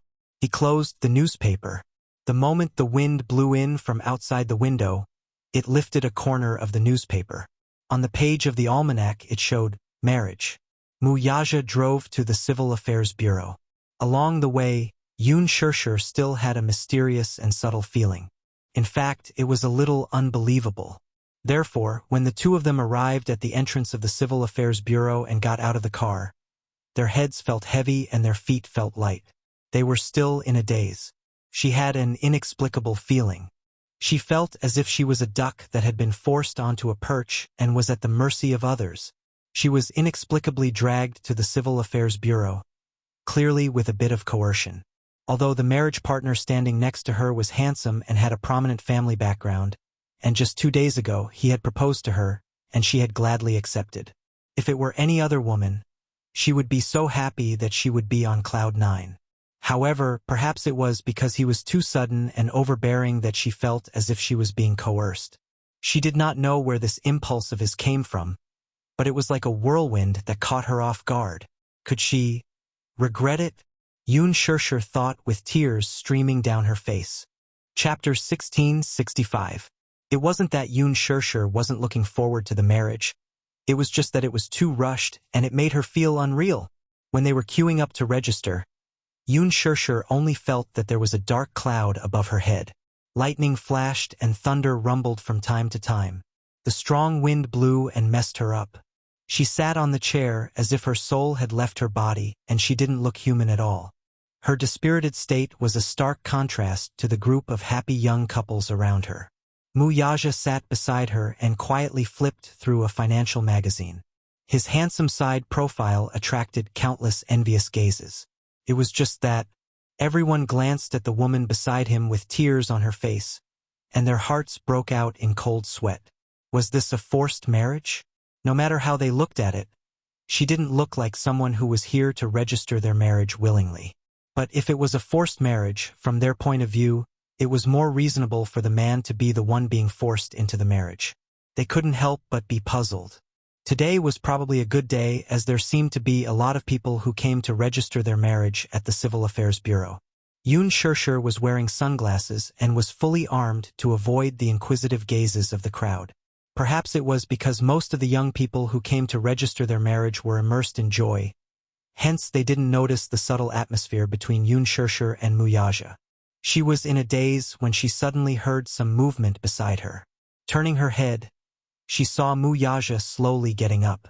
She looked at him suspiciously, not knowing what he was going to do. Could it be that he was going back on his word? Or could it be that he also realized that marriage was such a solemn matter and shouldn't be decided so hastily on a whim? Wuxia glanced at her and said plainly, "The ID card is in the car. I'll go get it. Wait for me here." Her hopes were dashed. Yun Shishir nodded woodenly. After he walked away, a woman beside her curiously leaned over and asked excitedly, "He's your man?" "Yes." Yun Shishir wore her sunglasses and gave an ambiguous answer. "You should be here to register your marriage." When Yun Shishir heard this, the corners of her mouth turned down, and she didn't seem to be happy about registering their marriage. The woman exclaimed, "Eh? I see that you and that handsome guy are both very young. It seems like you're here to get your marriage certificate, but looking at your expression, it seems like you're here to register a divorce." Yun Shishir was speechless. The reason why the woman said that was probably because she looked like a resentful woman who had been abandoned. The woman's eyes lit up. "However, your man is really handsome. At first glance, I thought it was a movie star. Io, you're even more handsome than movie stars." The man sitting next to the woman was a little unhappy. Hey, your husband is sitting next to you. How dare you praise another man in front of me?" The woman immediately hugged his arm coquettishly. He. Of course you're the most handsome in my heart."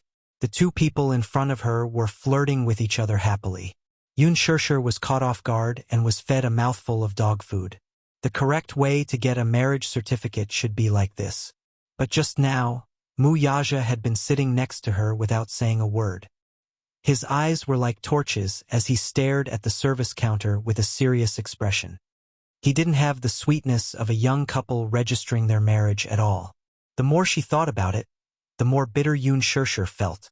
She lowered her head silently. Chapter 1666. Yun Shirshir looked up and tried to smile. He's the one who's about to enter the marriage grave with me. The woman was speechless. She mumbled, "Why do you make such a happy thing sound so tragic? How can it not be tragic? If she was bullied by him in the future, it would be perfectly justifiable. That man is marrying you. You've made a fortune. Isn't there a saying that marriage is the grave of love? Then do you know what it's called if you're not married?"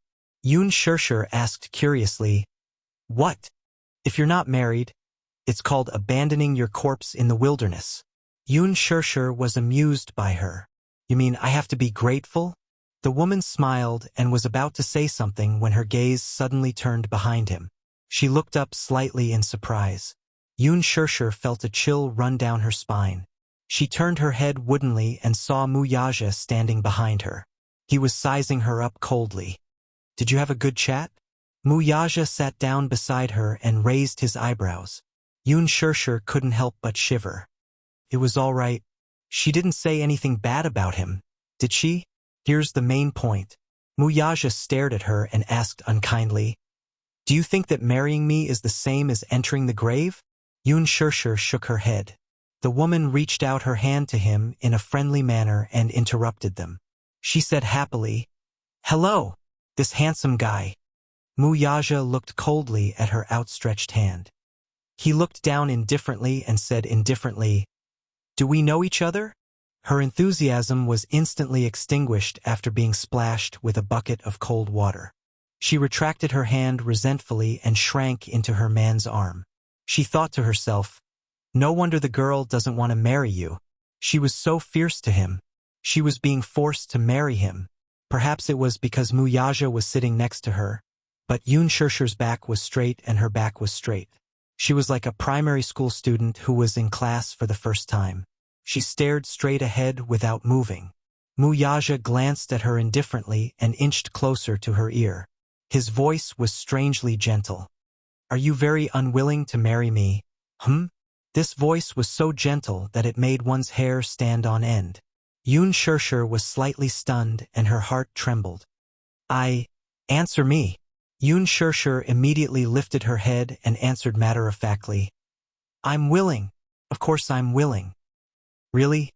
"Absolutely, from the bottom of my heart." The conversation between the two of them attracted a lot of attention. Everyone looked at them curiously, thinking that this newlywed couple was very interesting. Wuxia narrowed his eyes dangerously and said coldly, "Then don't let me see your face that looks like you're being forced into marriage again. Face that looks like she's being forced into marriage." Yun Shirshir touched the corner of her mouth gloomily. She had to admit that she almost choked to death because of this word. Was her face really that ugly right now? The line moved forward in an orderly manner and it was soon their turn. Before Yun Shirshir could react, Wuxia grabbed her wrist and practically dragged her all the way to the registration counter.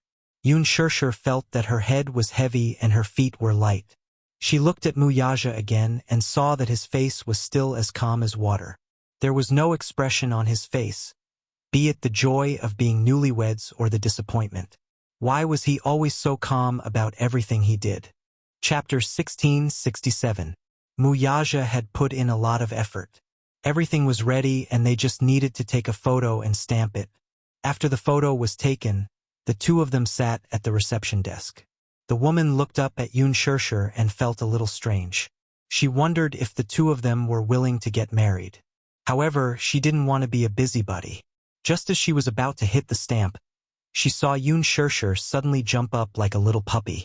She held the woman's hand that was holding the stamp tightly and shouted, "Wait!"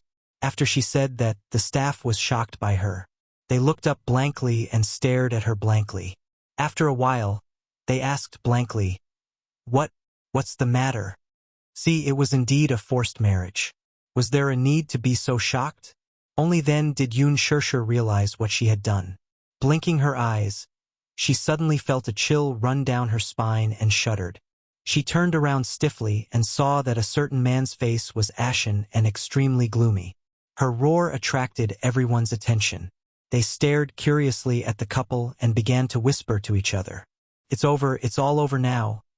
Earlier on, she had grabbed her hand subconsciously. She didn't know why, but when she saw that the stamp was about to hit the stamp, her heart was filled with curses. She didn't know what was wrong with her. She was so agitated that her hand slipped. "What's the matter, female comrade? Why aren't you talking?" Yun Shirshir reacted and looked at the man beside her. Suddenly, she asked seriously, "Have you thought it through?" Mu Yaja's expression changed. "Have you thought it through and decided that you want to be with me for the rest of your life?" She probably didn't feel safe. Happiness seemed to have fallen from the sky. She was so worried about her gains and losses that she was trembling with fear and didn't even dare to stretch out her hand to catch it. Mu Yaja frowned. "Are you regretting it? This damned woman." When he proposed to her, she had clearly agreed. Was she regretting it now? Yun Shirshir smiled bitterly. "I'm afraid that you'll regret it." She was afraid that she would lose her happiness after having it. She was afraid that if such a day came, she would feel as if it was the end of the world. The staff member was speechless. Her hand that was about to hit the stamp froze in midair. Mu Yaja stared at her face and suddenly smiled deeply. He hugged her shoulders and kissed her passionately on the lips. Their breaths and breaths touched. As he kissed her, he pressed his lips against hers and said word by word, "I've never regretted the things I've done." Yun Shirshir's heart trembled. She was so happy that she felt numb. Was this a promise to her in disguise? The staff member was caught off guard and was a little hurt. "So," she asked again, "are you still planning to get married?" "Not." The two of them looked at her and spoke in unison. The staff member was dumbfounded once more. "I'm sorry, sister.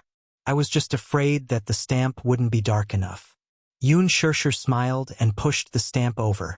She finally had the sweetness of a newlywed. "Dip it in more. Be a glorious witness for us." Did this girl think that she was a revolutionary?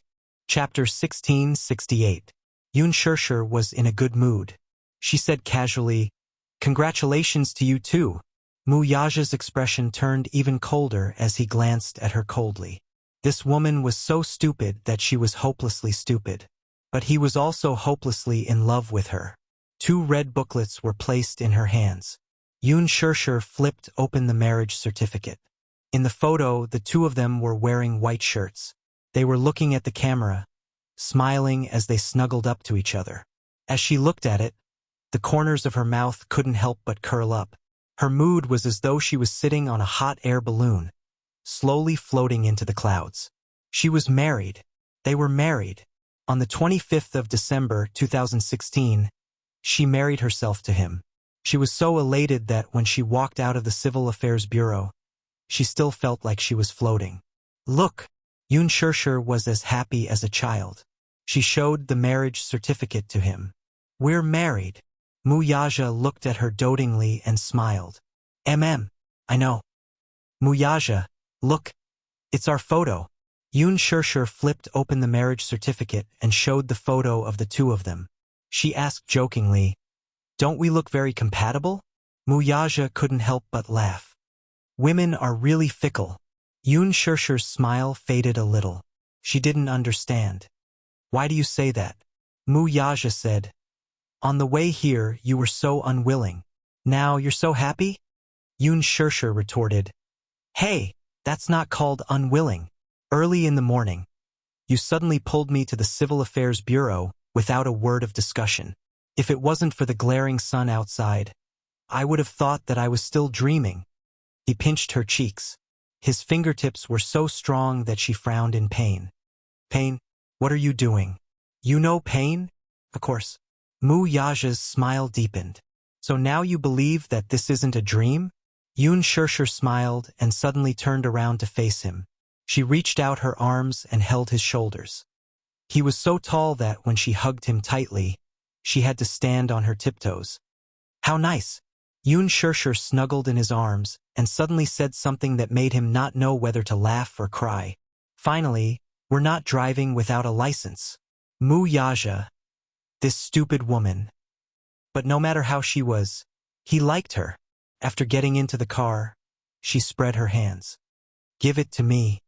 Mu Yaja stared at her coldly before taking out his wallet and handing over a few bank cards to her. She widened her eyes in shock. What are you doing? Mu Yaja enunciated. I'll hand over my bank card. Yoon Shirshir, you'll be in charge of the daily expenses. Do you have to be so self-conscious? Yoon Shirshir was shocked by his self-awareness. She only cared about money. Little money grubber. Mu Yaja couldn't help but give her a knock on the head. What else do you want? Yoon Shirshir rolled her eyes. Of course it's your ID card. So she wasn't asking for his bank cards? Mu Yaja looked at her again, but his gaze was a little strange. Yoon Shirshir felt that he was looking at her as if he was looking at a pig. Your gaze is very insulting, she reminded him carefully. Mu Yaja ignored her. He opened his wallet and passed his ID card to her. Chapter 1669. She was not reserved at all. She had just registered her marriage, and she was already calling him husband. Mu Yaja was annoyed, but in his heart, he was happy to be called husband. 880214. Is it your birthday? Yes. February 14th. That was Valentine's Day. Who would have thought that her husband was an Aquarius born on Valentine's Day? All right. Thank you, my dear husband. Thus, a certain someone shamelessly put the bank card into her wallet. She was calm and collected. Suddenly, she asked suspiciously, Are all your belongings here? Sort of. Yoon Shirshir was displeased. What do you mean, sort of? She thought for a moment and narrowed her eyes. Are you secretly hiding money? Mu Yaja was speechless. Yoon Shirshir said seriously, In the past, the CEO of our company handed his salary card to his wife, but he secretly deposited a card with a lot of money in it. Don't tell me you're hiding money too? Mu Yaja glanced at her coldly and said, Honey, you're so cute. How can those men compare to me?